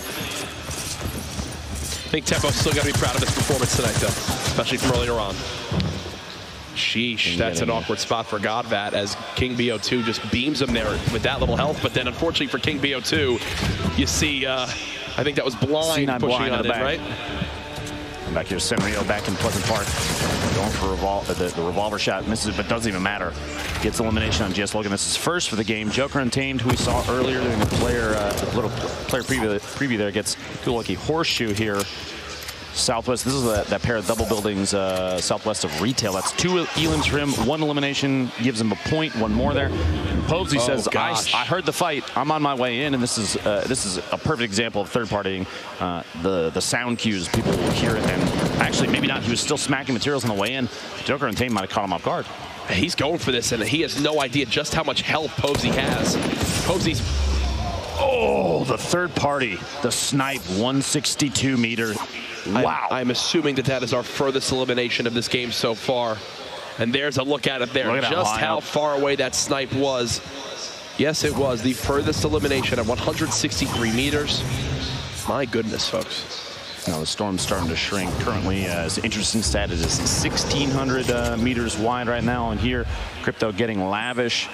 These players have been fighting it out here for quite a while. And Ecstatic still alive as well. 1v1 here. You got to look out for a peek around the corner. People will third person and use the camera angle to watch for pushes, watch for a time to pop out. I think he placed the campfire inside. He's going to move inside and kind of wall it off so that he can take advantage of it. Crypto's above it. He's got to hear it. Yeah. I mean, Crypto knows exactly where Ecstatic is, and potentially choosing when the push is going to be much easier now. The angle at which he can come from, because he knows Crypto might be right here. Oh. Almost expected it to peek that shot and catch Ecstatic off guard. Crypto's actually, he's looping around the outside. You know they're listening to each other the entire time. Though the trap going down to protect. Crypto actually in the feed there gets Ecstatic with the pistol to fight we were just watching. But over here, the west side, the factory is by Lonely Lodge. Nikiski building on up, dropping down, has a ton of materials, but not much ammo to use. This is one of those fights where the currency you're looking for is extra ammo for your next engagements. Continuing to break on it, gets control of the pyramid, but I don't think anyone's even in that 1-by-1 anymore. Yeah, that guy's been long gone. He moved to the build just behind him, and he's actually just going to give this one up. Will Sloth shoot him in the back now? I almost expected it potentially hearing the moved out. Yeah, he just like leaves him. Sloth gets a couple taps. The gray SMG from distance doesn't really have anything. I mean, tab firing maybe with the AR is a better option here because the SMG is not nearly as accurate. First shot accuracy with an AR at that range is going to be superior. But he was just looking to spray a bit to see if he could get any damage on him. Maybe even a method of shield checking. See if his opponent is weak enough that under 100. There it is. Turns around as Nikiski dropping down, but the third party coming in. The shots from the hill on Tilted, which is exactly what Nikiski was looking at pushing towards. Nikiski, Divine's teammate, eliminated there, and Sloss has 2 elims.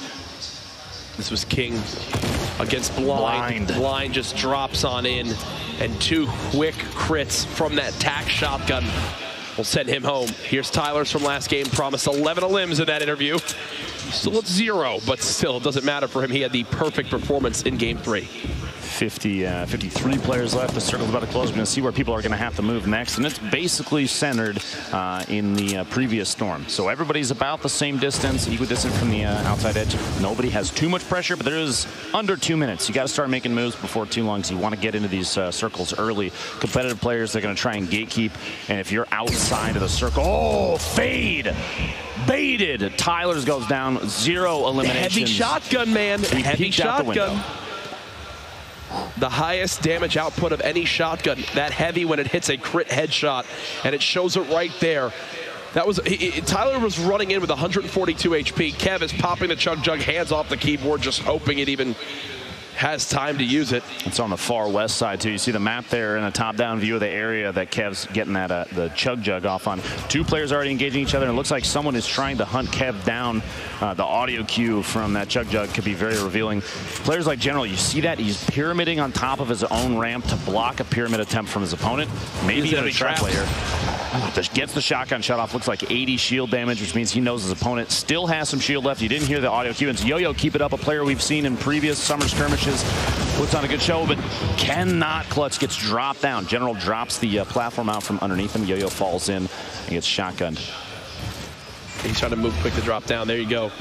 This was that fight we missed earlier on when Crypto picked up the legendary double barrel shotgun. 1, 2. The nice little swap to the pistol. That rare pistol is quite good when the bullets connect. Here's Kyle over on in crates just above retail. Looking for whatever he can get. The epic assault rifle. Quite good. Absolutely shreds, and the drum gun as well. Swapping between two spray weapons. You see all the builds coming on in, denying any bit of high ground he can. Now he'll try to match the build himself. Follows it on up. Joshua just below. Definitely a health advantage here for Kyle. Seems like he's having trouble spotting exactly where he is. Oh, you hate to see that if you're Kyle. There he goes, Joshua with the elim, his first of the game.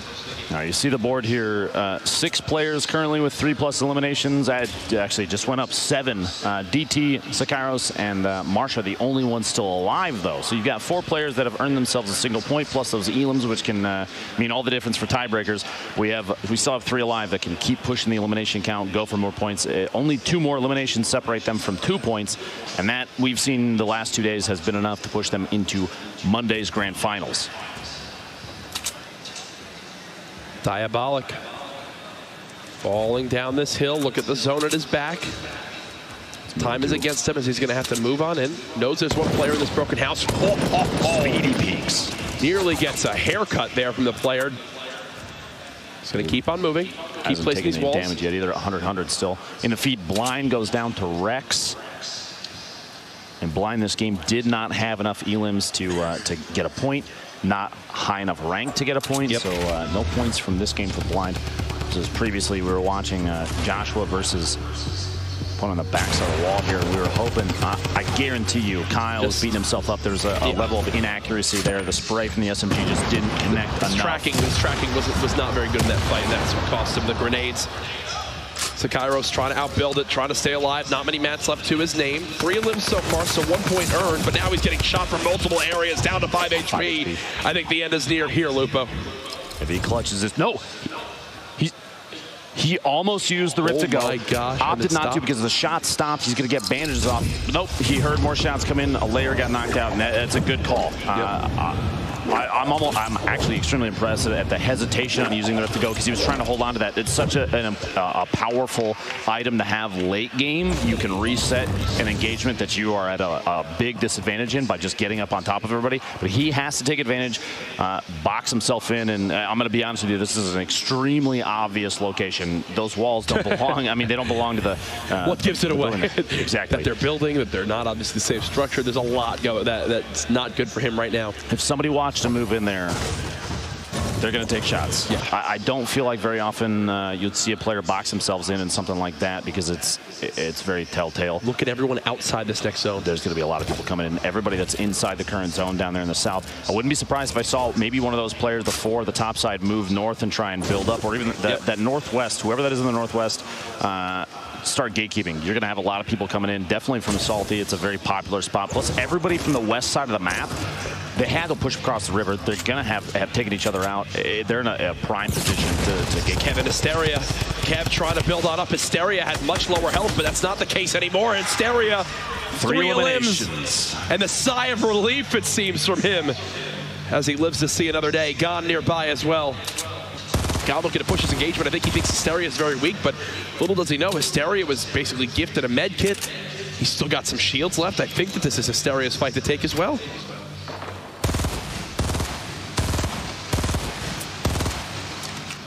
applying pressure in a situation like this, especially when you have somebody very close to the edge of a mountain. Hysteria can't back out of this easily unless he goes for elevation as well. You see the push now coming from Gone, knowing full well that he's got his opponent in a tougher spot just by applying pressure previously. Those kind of shots to knock down surfaces, that's going to make players that are very aware of when a push is going to come. They're going to stop healing, they're going to put up a wall, and Gone knows that, which means he may have interrupted a heal.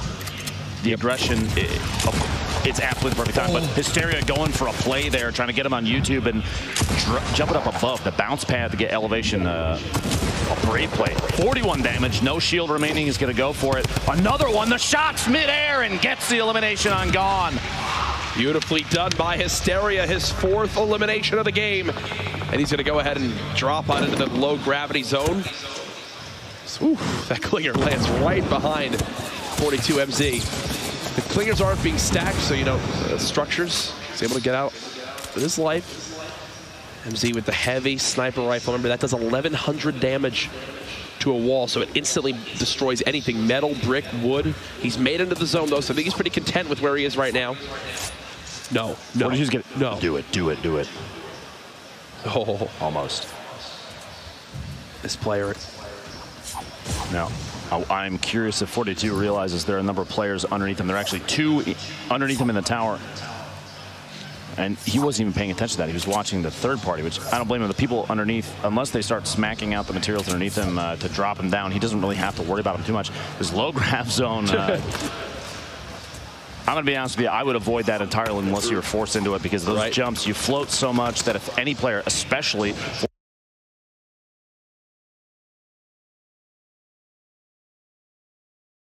42, he's got this heavy sniper, a body shot midair for a player with really good accuracy. It's easy to track when someone's floating like that.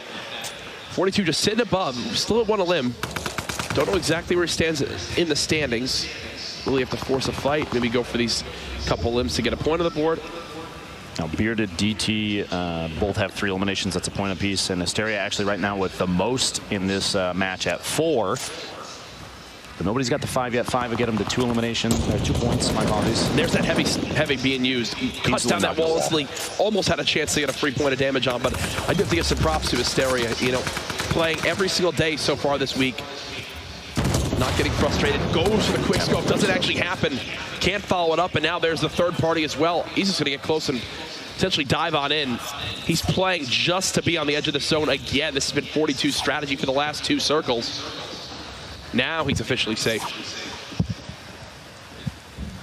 Build battle. 42.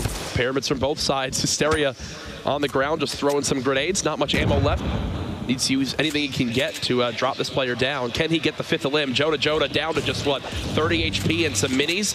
Hysteria gets control of the wall. Spray. Can he hit the shots? It doesn't appear so as of yet. Will he elect to go from the top? Joda. He's trying to get an edit on the wall out, and Hysteria knows that. He's got the high ground yet again, and Hysteria fails the build, so he'll be back to the low ground. But Joda's down here again. Another shot. Joda even weaker. Hysteria trying to follow it up. This will be for the 5th limb and 2 points. He just seems, he's not building ramps. No! Still can't hit the shot. At that point when he was jumping around the left side over there, I'm surprised he didn't build a ramp to get over the top. I guess at this point, I mean, if that's all he's got left. This is all the ammo he has left to use. The small ammo in the minigun. Another shield tag. Hysteria just pleading to get this a limb. Now he gets third party down to 45 HP, and you know Joda heard that. This feels almost like potentially like a loss of focus. He's so locked in on getting the 5th elimination for that 2nd point that he's and now Joda's like he forgot the build. He's getting third party now from the back, and the Storm's going to push him even more. He just got shot from the angle. He's got to move in. He's opting to go for the elimination, go for the number 5, get the 2nd point, hit the last shot, and he gets it on wheels. And he's going to be happy with that. In the Storm. That's 2 points. He's going to be happy with that. That's 2 points for Hysteria. We saw him with a 2-point game earlier on. We'll be seeing him tomorrow for sure in Monday's $1.5 million grand final. Colton, who I was going to touch on, had so little to his name. That was before he wound up jumping to that low grab mode. That's how he got his 1 limb of the game. Gyre, there's the heavy, breaks the wall and tags the health. That's why it's so useful. down to our top 25 players. This is the last game of the night. Again, folks, remember, this entire week we've been going live at 6 p.m. Pacific time. That is not the case tomorrow. Tomorrow's $1.5 million grand finals begins at 11 a.m. PST. Spend your holiday with us here to see who can take home that $225,000 top prize. This heavy sniper's going to take a shot.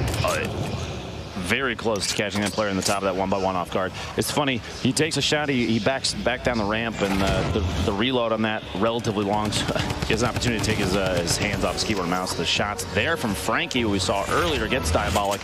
The SMG spray.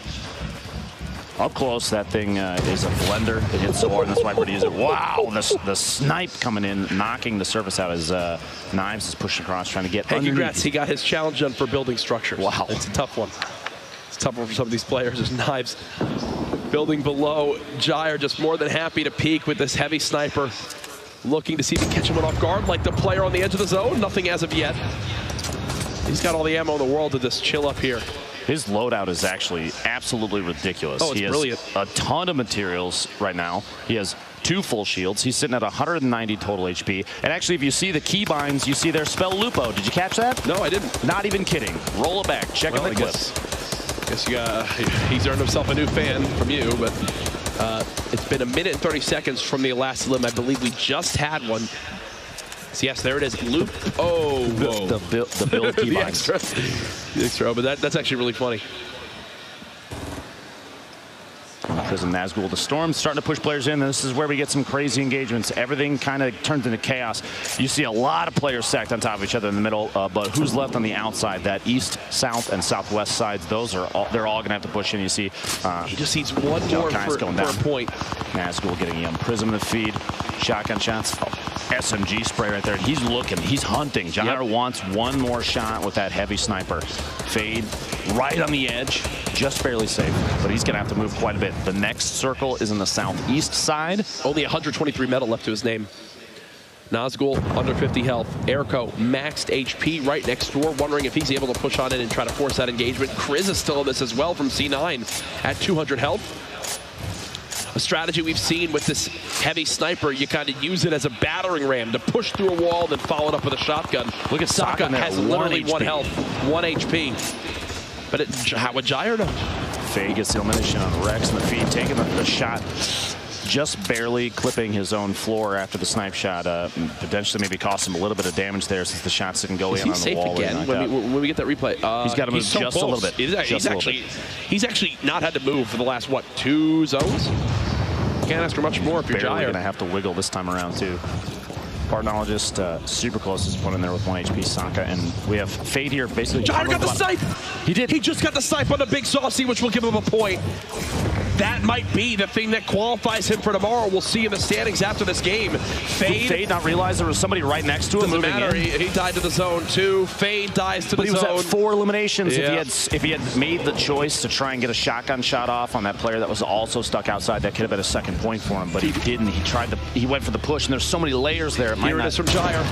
Oh my gosh. And look, there's the relief. Knows just how key a third of limb for 1 point could be. Jair's lost a good amount of HP. 2 more left, and then players start.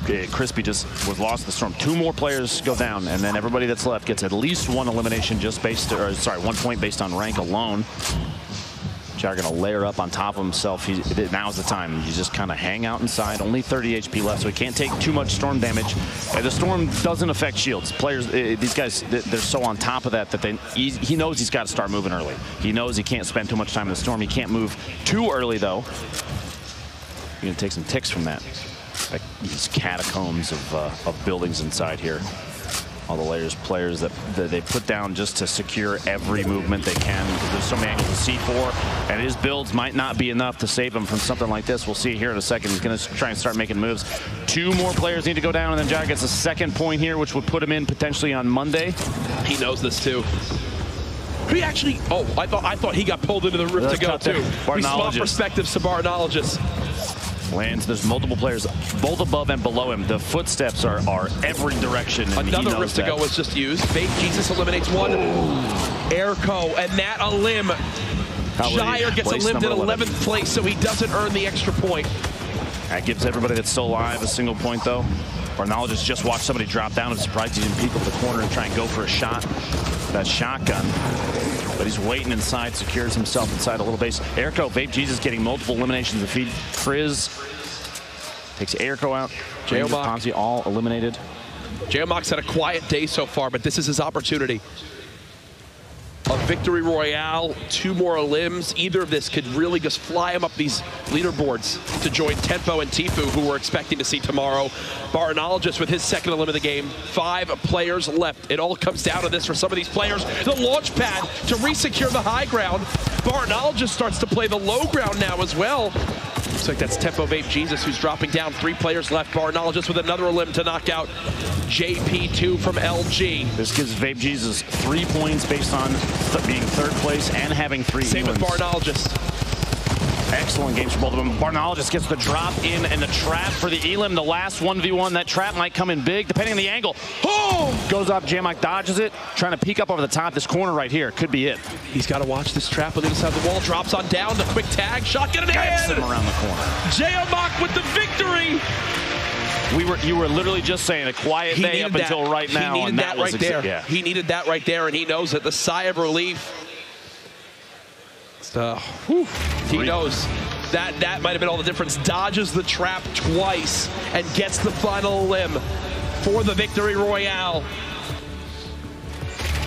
Down to the wire. I have to ask something from this crowd. For all the action we've seen, for all our competitors up to this point, can we give a round of applause for everyone this week? Absolutely. People traveling from across the world in hopes of qualifying for tomorrow's $1.5 million grand final. We will know soon. Everyone who's qualified tonight will have our full look at all the participants. Again, that is 11 a.m. Pacific tomorrow. But Lupo, a great night 3. For me, the best night of the qualifiers so far. Watching tonight was just another reminder why you and I are behind the desk for this stuff, man, and not out there against these players. We saw some crazy games. Tyler's putting up 10 eliminations, and also Zeke's Mike that game. Tfue put on an excellent show as well. Yes. Everybody just... FaZe had a great night tonight. They did. Tfue, Tempo, and their Jamok as well. They won 3 of the games, didn't they? They did. That these guys are on the teams they have, and a number of these big organizations, World's Best Gaming, Trouble Boys, FaZe, Cloud9, every team that's come here, there's a reason. You can tell why they're here, and I love to see it. Well, we've got replays to look at before we get to our final standings. First comes from a player from C9. It's Hysteria. This was him in his battle versus Kev. The great pump body shot and the follow-up with the spray. He had such a health disadvantage from, he was down basically 100 HP in that fight, able to clean it up. Then the bounce pad on the gun, and look at this. To follow it on up, it's a little bit awkward, doesn't panic. It's a couple tags right here. I believe the clip on that shot is kind of what determined. That's what gave him the confidence to go for that. Now's the time to push, to bounce up in the air. We haven't seen very many players go for a bounce pad play like that, and it's nice to see a player like Hysteria. And you know, this entire game had to feel redeeming for him, because this is not the first or even the second qualifier that he played in. He had to play through multiple days to even get here, and finally establishing, saying, you know what, I was overthinking the previous days. Now it's the time to make a play. 5 elims for him on the day right there. The last second 5 HP and gets that one. That's 2 points. 2 points. Previous points from the rounds before means we'll see him on Monday. Exactly. Simple as that. Also, don't worry, we're calculating our final standings. We've got things on the way. Everyone stay tuned. We're going to have a live reveal, too, to the players that were here for exactly how it'll all break on out. But the nerves these players must be feeling right now. Wondering, did I make it in? Who will be the one that's one spot out? Who's going to be that unlucky egg there in the 34th spot? We've got more from Jair actually here. We saw him with that heavy sniper, stayed above that build for about 3 storm zones in a row. His patience paid off. Bang! Ooh. Snipe on Big Saucy. It's funny, previously in that match, Big Saucy was the one on top, that kind of plateau to the south of Retail Row, who hit the snipe shot on Joker Unleashed just before that, and it wasn't a snipe opportunity for him. That up-close shotgun play ended up costing him. Oh, you ready? No, I'm just nervous. They're still calculating. We're going to get to it. Don't worry, it's here, But again, this was the final night of qualifiers. We still have tomorrow to look forward to. We have a Geomok package as well to take a look at from his Victory Royale. Wasn't a high elim game, but you know what? When it counted most, he got, I believe, his second elim of that one. It was just enough, and the 3 points for the Victory Royale. You talk about all the different win conditions. That was an example of it right there. And that trap, if that hits him, that's 150. He only has 120 health. He dies there. Dodges it, doesn't pop back into it. And in the end, here's the final reaction. Knows how key that is. That's a career-changing moment for him.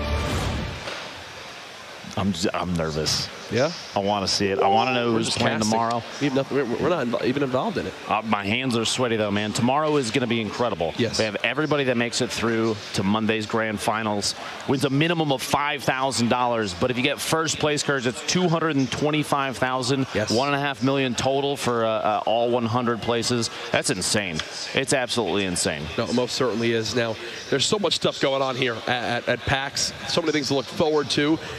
I know tomorrow's the last day of the event, but for me, it's my first PAX. I've had a blast so far. Fortnite has only added to the experience, obviously. I'm sure you share the same sentiments. I had an opportunity to walk around the floor a little bit and take a look around. There's a lot of great stuff here, but I'm going to be honest with you, man. I kept coming back to this tent every single time because the gameplay here, it's been fantastic to see everybody put up a good show, put in the best effort they can, and for some players, this could be potentially life-changing almost. Yeah, no, most certainly. Now, we will have our final standings very, very soon. It has a little bit of a tease and lead into it. We actually had our very own Zeke with a Der Burger food review, something I know many of you at home are wondering what Zeke thought of his burger he had earlier.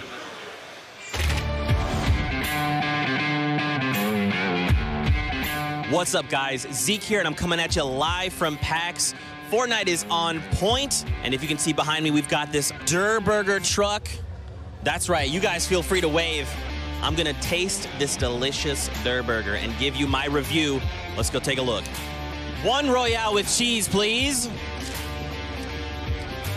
We've done it. Royale with cheese. Look at this elegant design, simple and beautiful. The wrapper is childproof. I was not prepared for this. This is a quality burger. This is real tilted tower level material. I get a hint of player's tears. And you can't top that bun, sealed with a Victory Royale. Quality beef this. Delicious. If you're here at PAX, you need to stop by the Der Burger. 5 out of 5 llamas. Delicious. You need to get one. We'll see you here.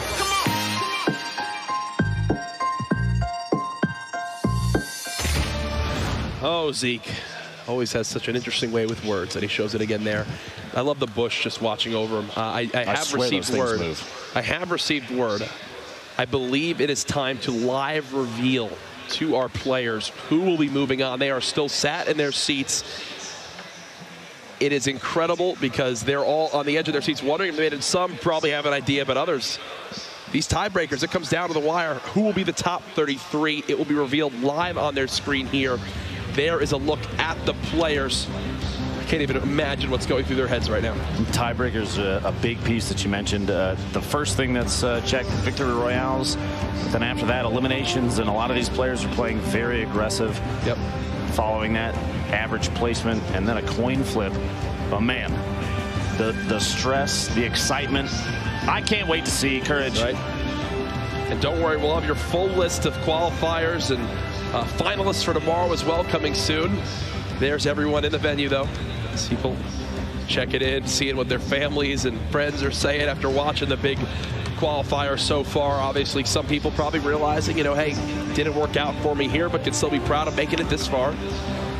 People just waiting, staring, wondering if they've made it on in. Remember, there's 100 players in that room. Only 33 will make it to tomorrow's $1.5 million grand final. Now you have to remember too, anybody that is part of this, whether you're here or not, if you're at PAX West and you're not down here tomorrow, 11 a.m. is when the action starts. I'd say get here earlier than that. You want a spot on one of these beanbags because, man, even right now, standing room only, and I only expect it to be more packed tomorrow. 100%. Which I love. The energy here is going to be incredible. It was fantastic tonight, and the previous 2 nights. These games have been wonderful, and I think a big takeaway for everybody that's been involved with this, whether you made it to the qualifier qualifiers or not, whether you did well in the heats or not, there's got to be more options. There's got to be more chances. But for the people that are about to see the reveal right now, here we go. People recognizing they've made it. You see the hands up in the air. There it is. Pumping up the chest. That's when they find out that news, they're $5,000 richer, because remember, 21st to 100th. Automatically $5,000. The smiles there on the end. The sigh of relief. Victory Royale, please stay in your seat. That is the sign that they have moved on. Look, some smiles there. Tfue, not even looking up. He knew with that performance with the Victory Royale earlier. I'm assuming Nick Merckx as well will following on in. But here are our final standings, folks. Tyler's at the top. 11 elims, 8 total points. Tenpo, Fake Jesus, Tfue, Kriz, Hysteria there as well. Chap and Jeomok joining the club. Nick Merckx in that 16th spot. We'll see you tomorrow, my friend. Barnologist, congratulations. On to page 2. Remember, it's top 33. We have to see on page 3 who will be the last spot, but the crowd getting behind. Double O Flower there, and Cryomi with that 33rd spot. Colton just one position short. So heartbreaking for him, but congratulations to our top 33. We'll see you tomorrow. Now, as I was saying, you have to remember, everybody that played in this, everybody that played the last 3 days, whether it was heats or qualifiers, feel good about the opportunity that you had, and there's going to be more in the future. You know they've got something up their sleeve for what's next. I cannot wait to see. But tomorrow, Courage, $1.5 million. Yeah. It all happens at 11 a.m. Pacific. 11 a.m. Pacific. We've got Tyler again. His interview last time was quite interesting, but he finished first, so we're going back down on the floor with him and Zeke. What's up, guys? Awesome cast as always. I'm down here with Tyler's the overall leader here. I mean, and look, I'm gonna keep my mic now, okay? Take it easy. Dude, you are the guy at the top. You are the guy that has been here since this morning, qualified through, and then again come out on top against the likes of other amazing players. How are you feeling right now? Amazing. I'm feeling amazing. I have so many texts. My phone is going off right now. It's nonstop. All the love on Twitter, all the love on everything right now from my friends, my family. It's insane. It's an amazing feeling.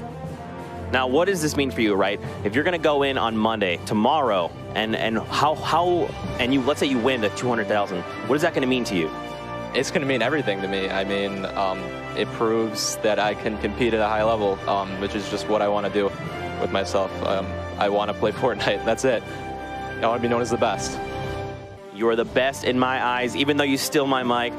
You can't hear it, but the crowd is literally in an uproar right now. Do you want to just tell them something? Follow your dreams. That's about it. I'm not very inspirational. Do you have any strategies going into tomorrow? I mean, have you even thought that far? Have you had time to process what you just did? No, I'm in shock right now. I haven't even thought about tomorrow yet. I hope I play as well as I did today, that's for sure. That's awesome, man. Anything else you'd like to say? I mean, you're the guy, you're the #1 seed, man, going into tomorrow. Anything you want to say? Watch out, because I'm coming. I'm coming for that #1 spot. There you go. He's coming for that #1 spot, ladies and gentlemen. If you're there at PAX, let's hear it for him. And then Courage and Lupo, let's throw it back over to you. Thank you, boys. Great stuff. Congratulations again. I think the feeling that a lot of people have right now, the shock, they've made it on in. They're ready for tomorrow. We know our players will be revealing them all here soon. Lupo, from the qualifiers, from what you've seen with this, with the way that the setup is, what do you think is the key to victory for tomorrow if players want to have success? Now, during the qualifiers, we only had 4 matches. The grand finals, we've got 6. That's 2 more opportunities to make some plays. And we've seen players land even in the top 10 during their qualifier based on one top-tier performance alone. We've had players not even go after eliminations and just go for placement. We've had all sorts of different play styles. I expect to see people stick to their guns, and I hope they do, because you see a lot of differences between how players choose engagements, what they go for. You have aggressive gameplay versus people that bide their time and are very strategic. You've got people that are excellent builders that build up these complex bases to kind of hide themselves. And you've got people like 72 Hours that played outside of the zone even and pushed in and made some plays. I cannot wait to see every single player step up to the plate and put on a good show. I'm receiving some incredible dramatics right now. We might have an insane scene here, folks, for people that are waiting for these final standings. So we looked at the final standings from tonight's qualifiers, but I've just received word that the 33rd and 34th spots are tied in every single tiebreaker. Are you kidding me? Apparently, we are about to go soon to a live coin flip. That means see who will make it into tomorrow. Are you kidding me? I am not kidding you. I don't know what to do with my hands, Courage. Right? Neither do I. That is one of the most absurd things, how unlikely it is to tie in every category. Let's talk about each category there. So the first thing that is that determines the winner in a tiebreaker is the number of victory royales. Okay. Following that is eliminations. Following that is placement. Yes. And, I mean, the odds of that actually happening are astronomical across 4 matches. But it happened, which means the last thing, it's a coin toss. Flip a coin. We could have maybe had a boogie down. Dance off. I don't think that would bring them up here to the dance floor. For their own sake, absolutely not. Yeah, I'd rather take the coin flip. Sorry, that's what I would have wanted. But either way, we should be going to that here very, very soon. And then following that, we'll have your finalists list, so you can see exactly who made it on through. Either way, though, appreciate all the support for everybody watching and supporting, obviously, Epic and Fortnite and us as well, from all the kind words online, but also for all the players who have made their entire schedules are out this weekend, practicing hours and hours on end. The organizations for sending their players out, for people who paid out of their own pocket to be here in hopes of the dream. You heard Tyler mention it. You know, chase your dreams. It's worked out for him to this point, as he's got an opportunity now tomorrow to pay for the majority of the $1.5 million in prizes. I'd say so, especially with the players that are not tied down to an organization yet, that are looking to get into competitive Fortnite at a professional level. Yep. Placing well in an event like this says quite a bit about who they are and their work ethic, how the incredible skill it takes to know exactly how to play a format like this. And I almost want to say, and I hate to say it, and no hate to anybody that's already attached to somebody, but man, imagine somebody that's not part of an org that places so well or even wins the entire thing. People will be knocking on their door. Yeah, I can only imagine the contract offers that they're going to be getting after that one. They make us look like idiots. Yeah, they most certainly will. Then I'm going to regret not playing. But either way, again, appreciate your guys' patience at home. Looking forward to tomorrow. The biggest names going to be participating. The best in the world have made it on through. For me, you think the nerves have been bad so far? Tomorrow will be on an entirely different level. That's just us, the people that are down there in the pit for this, that are playing in these. 6 games is even more time for 2 things. One, nerves will build up over time. You've got a lot of games to play through, but at the same time, you have people that now can sink into their setups. They're going to get comfortable. They have times where, yeah, maybe you have a bad first or second game. You still have 4 more after that. 6 games makes a difference. It's it's going to be a long day, but it's going to be a whole lot of action, Courage. I'm incredibly excited. No, most certainly will. Waiting for updates again and where we stand for the coin flip and stuff like that. I mean, the phenomenon that Fortnite had become this year and still is, everything that's happened since this game has come out and the Battle Royale mode has completely taken off and taken over the world of gaming, to think that tomorrow is literally the biggest day of competition by far we've seen yet, with the most on the line. It's a day of Fortnite competitive history for sure. I don't know, a lot of eyes will be on, some viewer records will be broken as well. Oh, I just, for me at this point, I'm just ready for it to start. Absolutely. We have very little time left, too. Like you said, we were talking about it earlier. Make sure, if you're here at PAX West, you want to watch this, or if you're watching online, whatever site it's being streamed on, please, 11 a.m. Pacific is when it starts. Set your alarms, mark your calendars, whatever you need to do. I'm going to set 15 different alarms on my phone. It's going to basically explode on my nightstand. I don't even care. You got to be here on time. Get here early, too, because spots, if you're here locally, spots on the floor, if you want a beanbag, they're going to get taken up quick. And let me say, those things are super comfortable. And I love how with everything that's happened tonight, like, we even got the high stakes reveal. I know. And everything with the getaway. The grappler, are you kidding me? I cannot wait for that thing to come out. The sound in the crowd when the grappler was shown on off and everyone could finally see what it was looking like. Just thinking of what that could mean for competitive and like how it all plays, it's gonna be fun. So I'm now receiving word. We've got the coin flip ready. It's gonna be heads for Colton, tails for Cryomi. So on this coin flip, heads Colton, tails for Cryomi.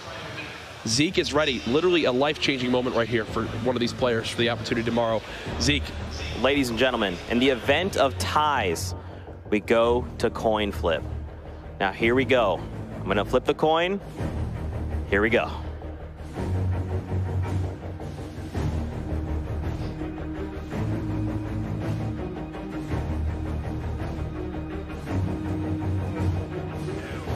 Tails.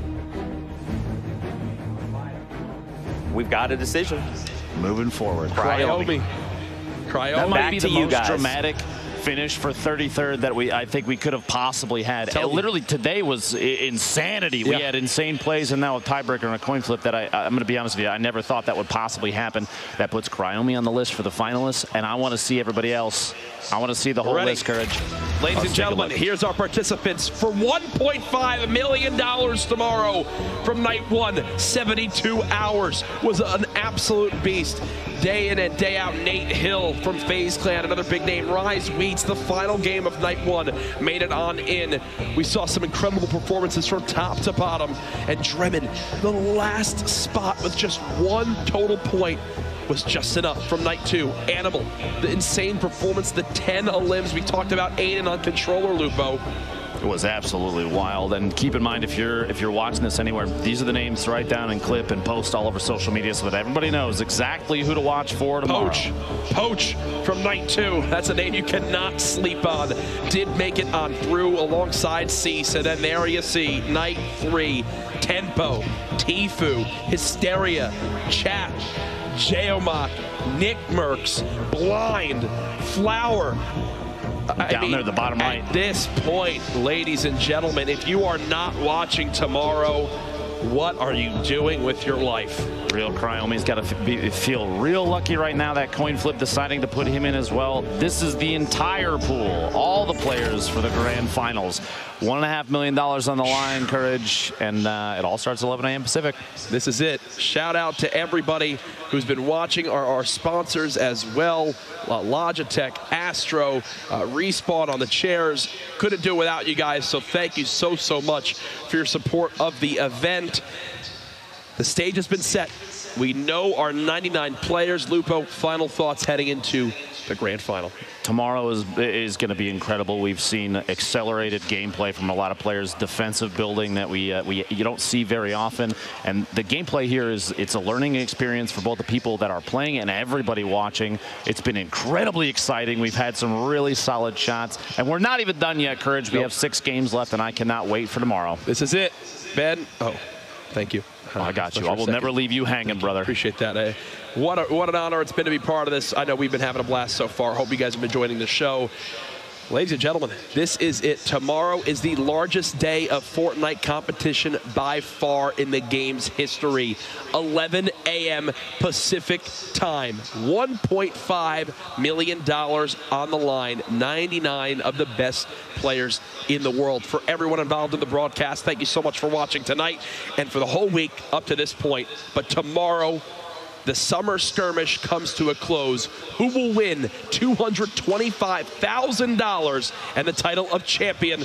We'll find out then. Have a good night.